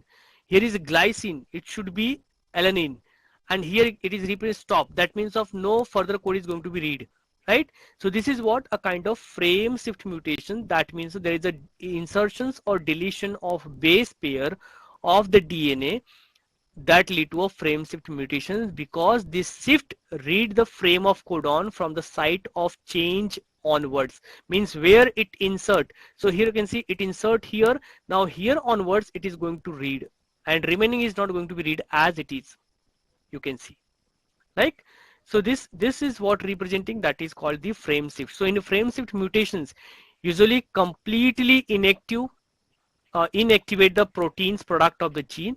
For example, like human hereditary disease, muscular dystrophy is caused by the frame shift mutations. Means because of this frame shift mutations, it is a MSD, that is muscular dystrophy. MS is muscular dystrophy, is a kind of human disease, hereditary disease, that is caused because of the frame shift mutations, right? So this frame shift mutation.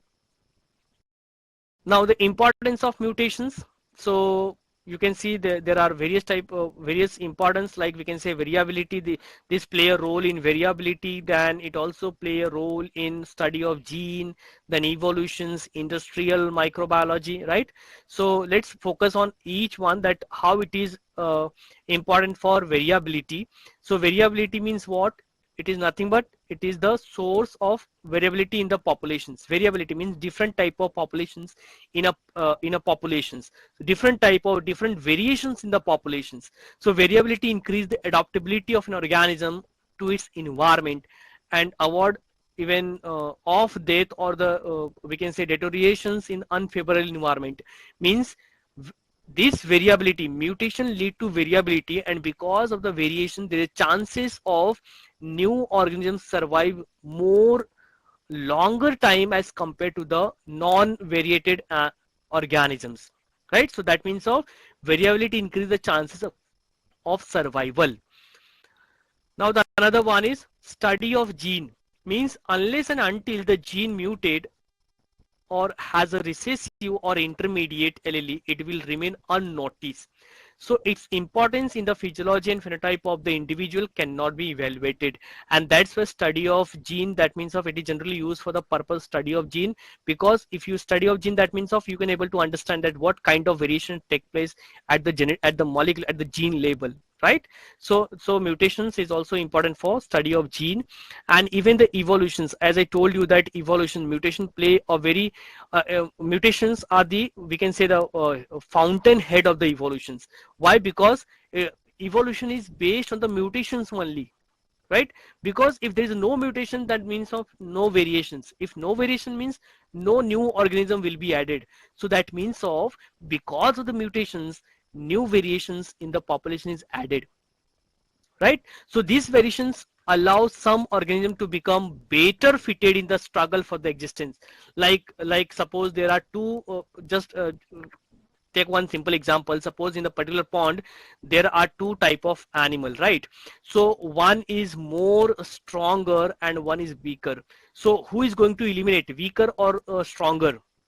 Who is going to eliminate from the pond, weaker one or the stronger one? Who is going to eliminate from the system? If in a pond there are two type of animal, A and B, right? So one is strong, very strong, and this is very weak. So who is going to eliminate from this pond? Yes, definitely weaker one. So weaker one is going to eliminate. If it is eliminated, now this becomes stronger. Why it is stronger? Because they have more power to fight against the environment. But this is having no power, so it is going to be eliminated from the system. That means of, and this is stronger lead to the variations in the upcoming generations. right? So that means of that lead to the evolution. So this is what basically we can say the mutations is basically lead to the evolutions, and that lead to the chances for struggle in the for existence, right? Even it is also the next importance is industrial microbiology. Now what is industrial microbiology? So workers are continuously, developing newer mutant races of microorganisms for better fermenting ability. You might have heard about the yeast. So yeast is used in various purpose for our bakery industries, right? So this is what a kind of industrial because of that mutant races, the new organisms are developing, and that new organism generally used for humankinds. So it is generally used for industrial microbiology. Even the better yield of antibiotics for several other biochemical purposes, this industrial microbiology for the purpose of microbiology mutation is very important, right? So these are the few importance related to mutations. Even like few are also listed here, like health hazards, animal husbandry and agriculture. So how this mutation lead to health hazards? So definitely increased use of mutagen exposed worker and other segment of population to hazards of having deleterious mutations, and therefore some countries have already exposed restrictions and regulations on the causes of mutagens, right? Even some country also ban on a different kind of heavy metals like DDT and all, but in India it is freely available, right? So these kind of chemicals, it become hazardous, and it really effect give a bad impact on the society. So basically X-ray technicians and workers in the atomic energy plants are always want to be extra careful towards the incidental exposures, right? So these all are health hazardous. So that can be even the animal husbandry. In related to animal husbandry, if I say, there are several varieties of domesticated animals and pets are actually from the mutant only. So all of them have originated from the wild type of through the mutations. Without mutations, there is no, you cannot get a new what we can say variety of organisms. So some recent mutations include the ankopon sheep, even the hornless cattle, hairless cat. All these are actually a kind of mutation product, right? So this can also even mutations also have occurred for the higher milk yield animals or lactation period. So generally, in milking animals, their lactation period is up to we can say 1 year or up to 11 month. So there is a chances of mutation that lactation period can be increased. Even egg production can also increase, meat content should also increase, wool yield can also increase. So all these are the animal husbandry which the mutation can be a good scope for increasing the demand for the common people. So this is all about the importance. Even when we talk about the agriculture aspect of importance, so it is definitely mutations have played an most revolutionary part in the agriculture at the beginning of civilizations, as well as now in the improvement of agriculture to meet the need of ever growing human populations. So you might have heard about the various domestication of several plants was made possible due to the sudden mutations appear in them, right? Then wheat, rice and other cereals, lins in the cottons, all these are domesticated crop which is the product of mutations only.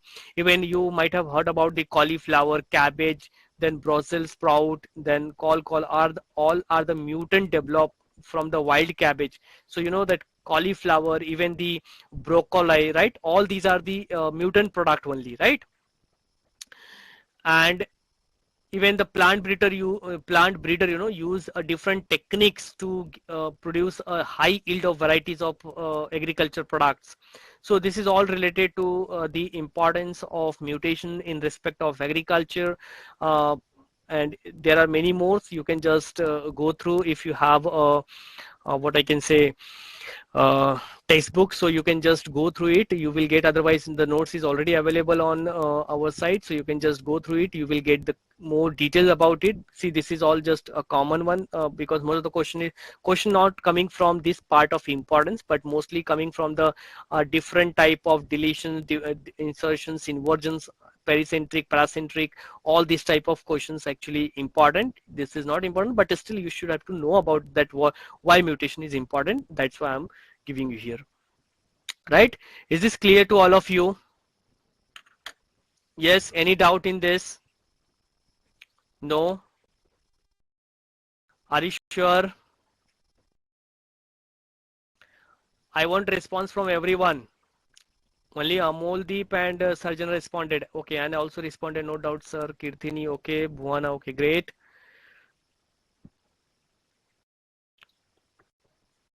Yes, any other doubt? Okay. Okay, so actually now we have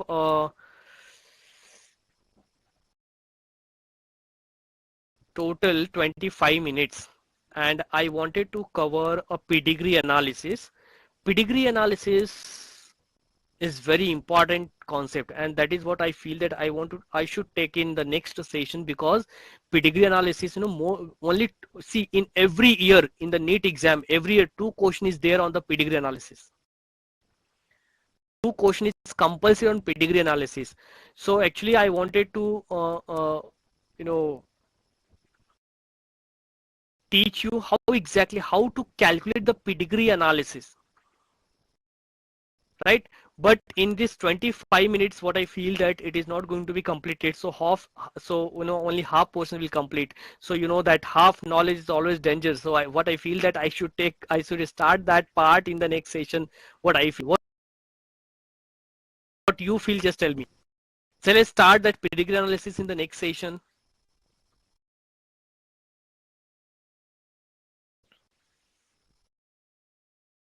Yes.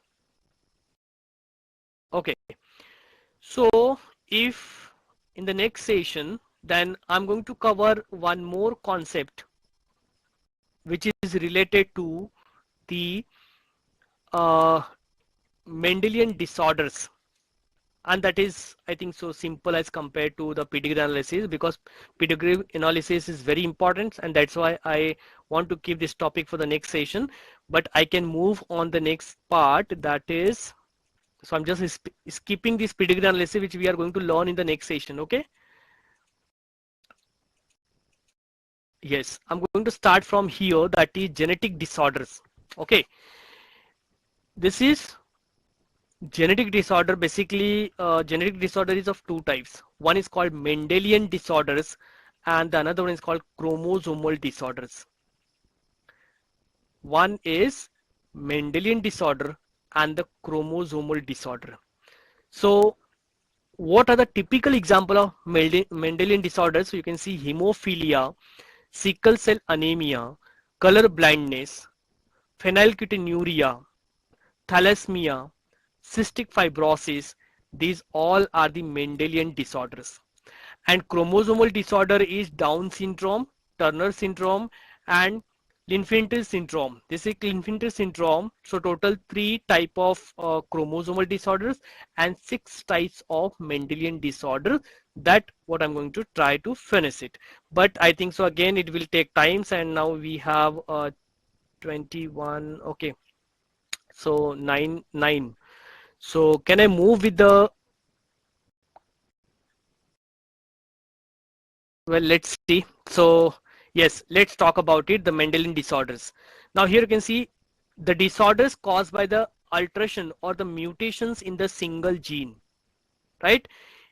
So basically mutation take place in the single gene. That is what the Mendelian disorders. Now here you can see hemophilia, color blindness, sickle cell anemia, phenylketonuria, thalassemia, and cystic fibrosis are the most common Mendelian disorders.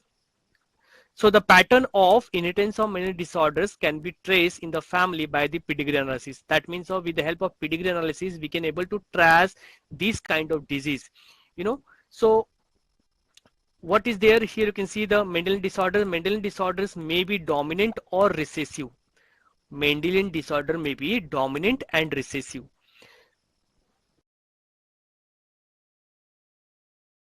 Okay, so what I feel that I'm going to cover this both, because if you don't know the pedigree analysis, you cannot able to calculate the dominant or recessive character, right?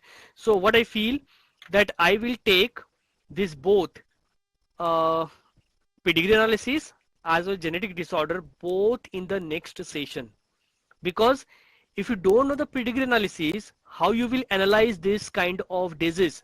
It is little difficult for you to analyze this disease, because if you don't know the pedigree analysis, right? So what I feel, I will take it in the next session. Both the concept I will take in the next session. Any doubt in this? Yes. So keep in mind, in the next session, I'm going to cover pedigree analysis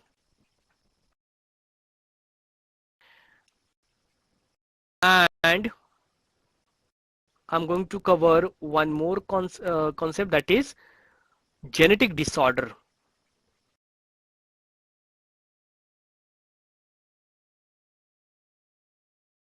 Genetic disorders. Clear? Okay. Let's move on the question answer. Let's try a few questions based on the, if there is a question based on the mutations, then we will try.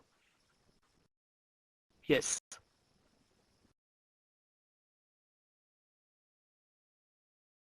Yes, now here is a question based on, okay, it is a sickle cell anemia, so you cannot able to attend that. Okay, now here is the question, which of the following is a physical factor that induce the mutations? Which one of the following is a physical factor that induce the mutations?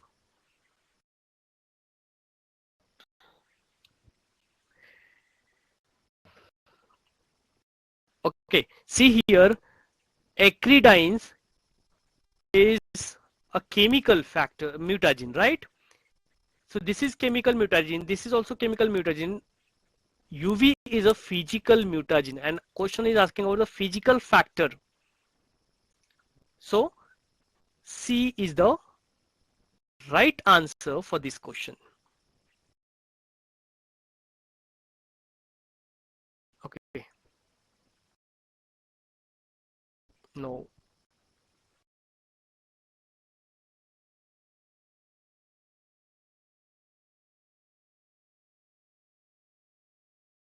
Okay.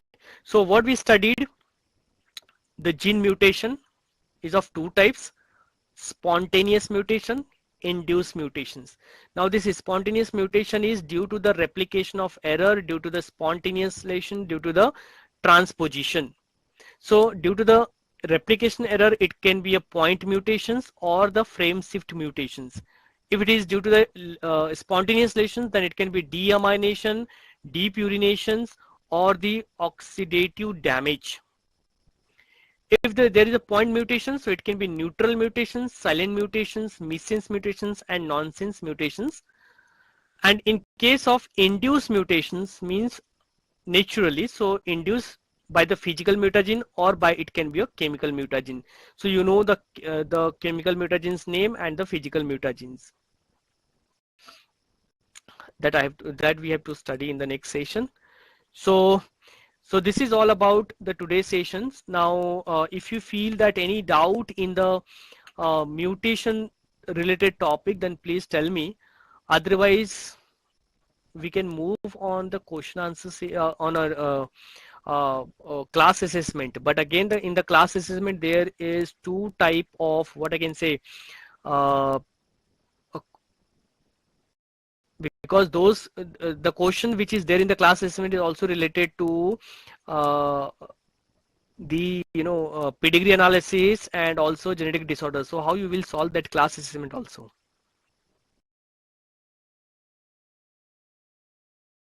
right?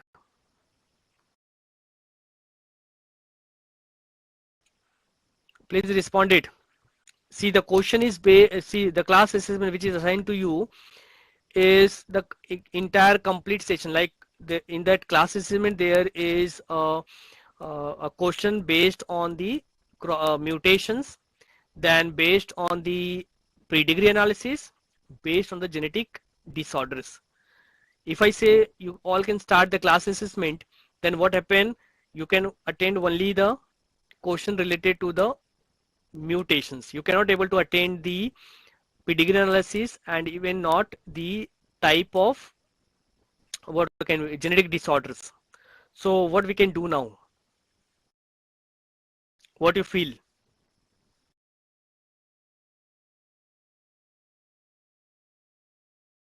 No idea.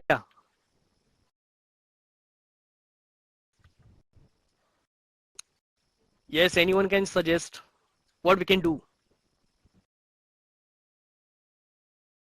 Can we attend that class assessment and homework after Saturday session?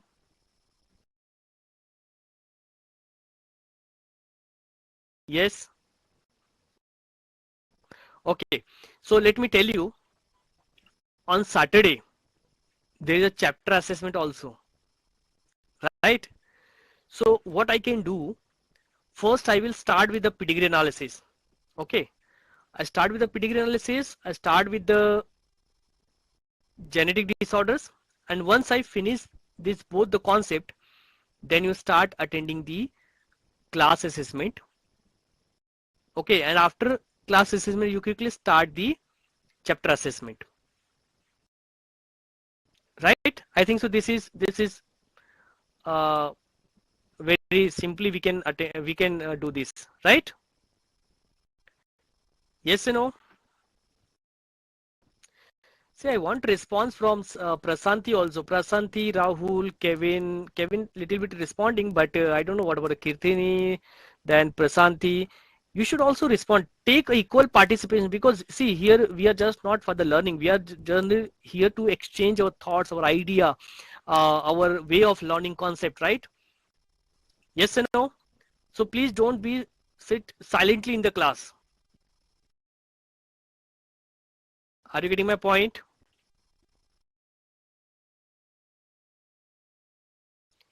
Yes? Okay.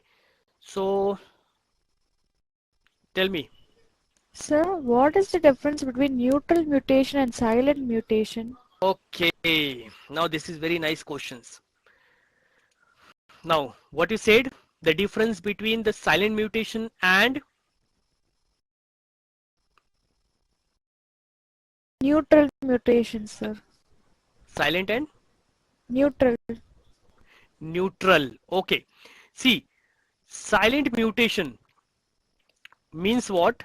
The mutation that has no phenotypic effect. The mutations having no any phenotypic effect is called silent mutations. Means that if there is a mutations, it is not going to represent his phenotypic effect. That is neutral. That is what we can say silent mutations. Now in case of neutral mutations, neutral means there is a side effect on the phenotypic, but that particular segment is neutral, means it is not going to react with anyone, but it is going to show his phenotypic effect, right? That is what the neutral mutations. Are you getting my point?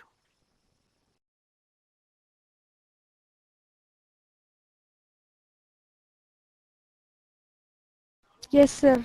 It's clear. Hello. Okay. Any other doubt?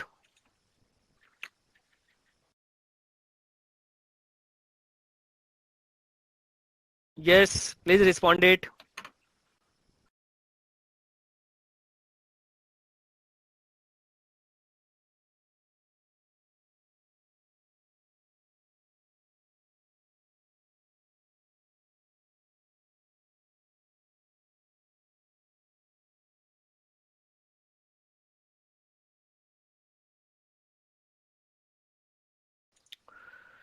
So simply now you can able to differentiate between the neutral and silent mutations. So neutral means it is not going to show the phenotypic changes, right? And in case of silent mutations, I mean to say, silent mutations is also, actually it is a kind of mutations that are non, we can say, beneficial type of mutations. Means it is not going to play any kind of benefit for the organisms, for survival, for reproduction, for any kind of, right? So it is a neutral, means it is not playing any kind of role. Clear?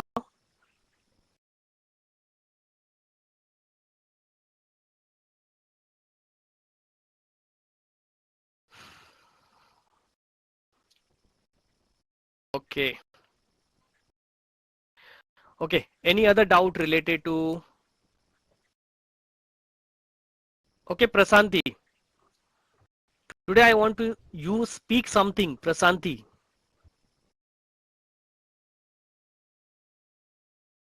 Yes, sir. Yes. Tell me.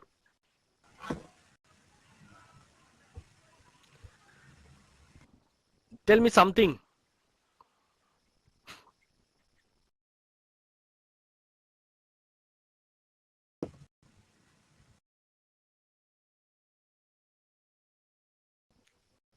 No? Something means whether what the session which is going on over here, are you understanding properly, or still if you feel the doubt, why you're not asking any kind of doubt? No, sir, I'm clear about the topics which you taught today. Okay. And what about the previous session?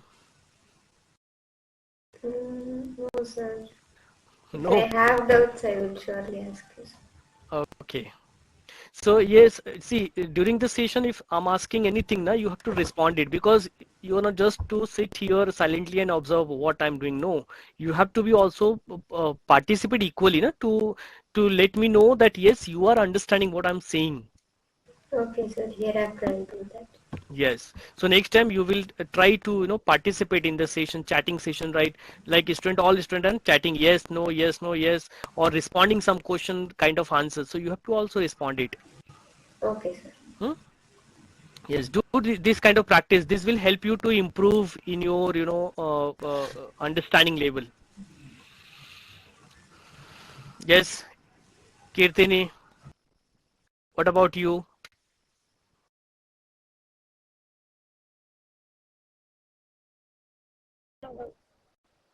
Yes, tell me. No doubt, sir. No doubt. Directly, no doubt. Okay. If no doubt, so can you tell me that what we studied today? About the mutation, sir. Mutations. Okay. So what exactly mutation?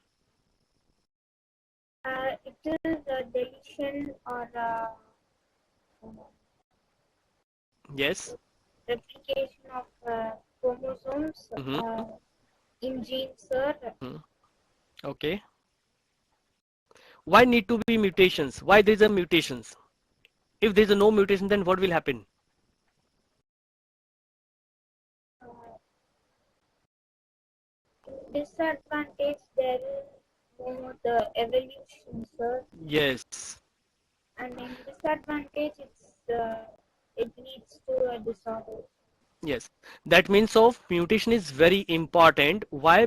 Why this mutation is important? Because mutation lead to variations, right? And we will always get a new combination. Genetic variations arises due to the mutations only. So mutation is important. So mutation is what? Mutation are new, sudden, inheritable, discontinuous variations which appear in the organisms due to permanent change in their genotype is termed as a mutation, right? It is simple meaning. Mutation is what? It's a that is bring out the sudden and discrete change in the germplasm of genetic material of an organism is called mutations, and that genetic changes lead to the variations in the organisms. Like we can say simply, your mom and dad, okay, and you. So something happened, and because of that, the new generation is more stronger, more we can say intelligent as compared to the, though I'm not comparing with a parent also, but they are more intelligent, they are more sophisticated to the new technology. But the our parents, they are very old, they don't know how to use the different technologies like computer, we right. So this is what actually evolutions, variations, right? Can we compare this? Yes, we can compare. This is actually kind of mutations only. So we can able to learn anything very fast, quickly, but our parents cannot able to learn, right? Our parents take a lot of time to understand what is key, what is mouse, what is input device, and how to put a message in that chat box and all, right? So they are actually, we can say, they are not adopted at that environment. So that is also kind of mutation, we can say, because mutations lead to the variations, and variation means you are much intelligent, right? So you can just okay. Next question is, who is going to tell me that who first time coined this term mutation? Anyone know? You can just post your answer in the chat box.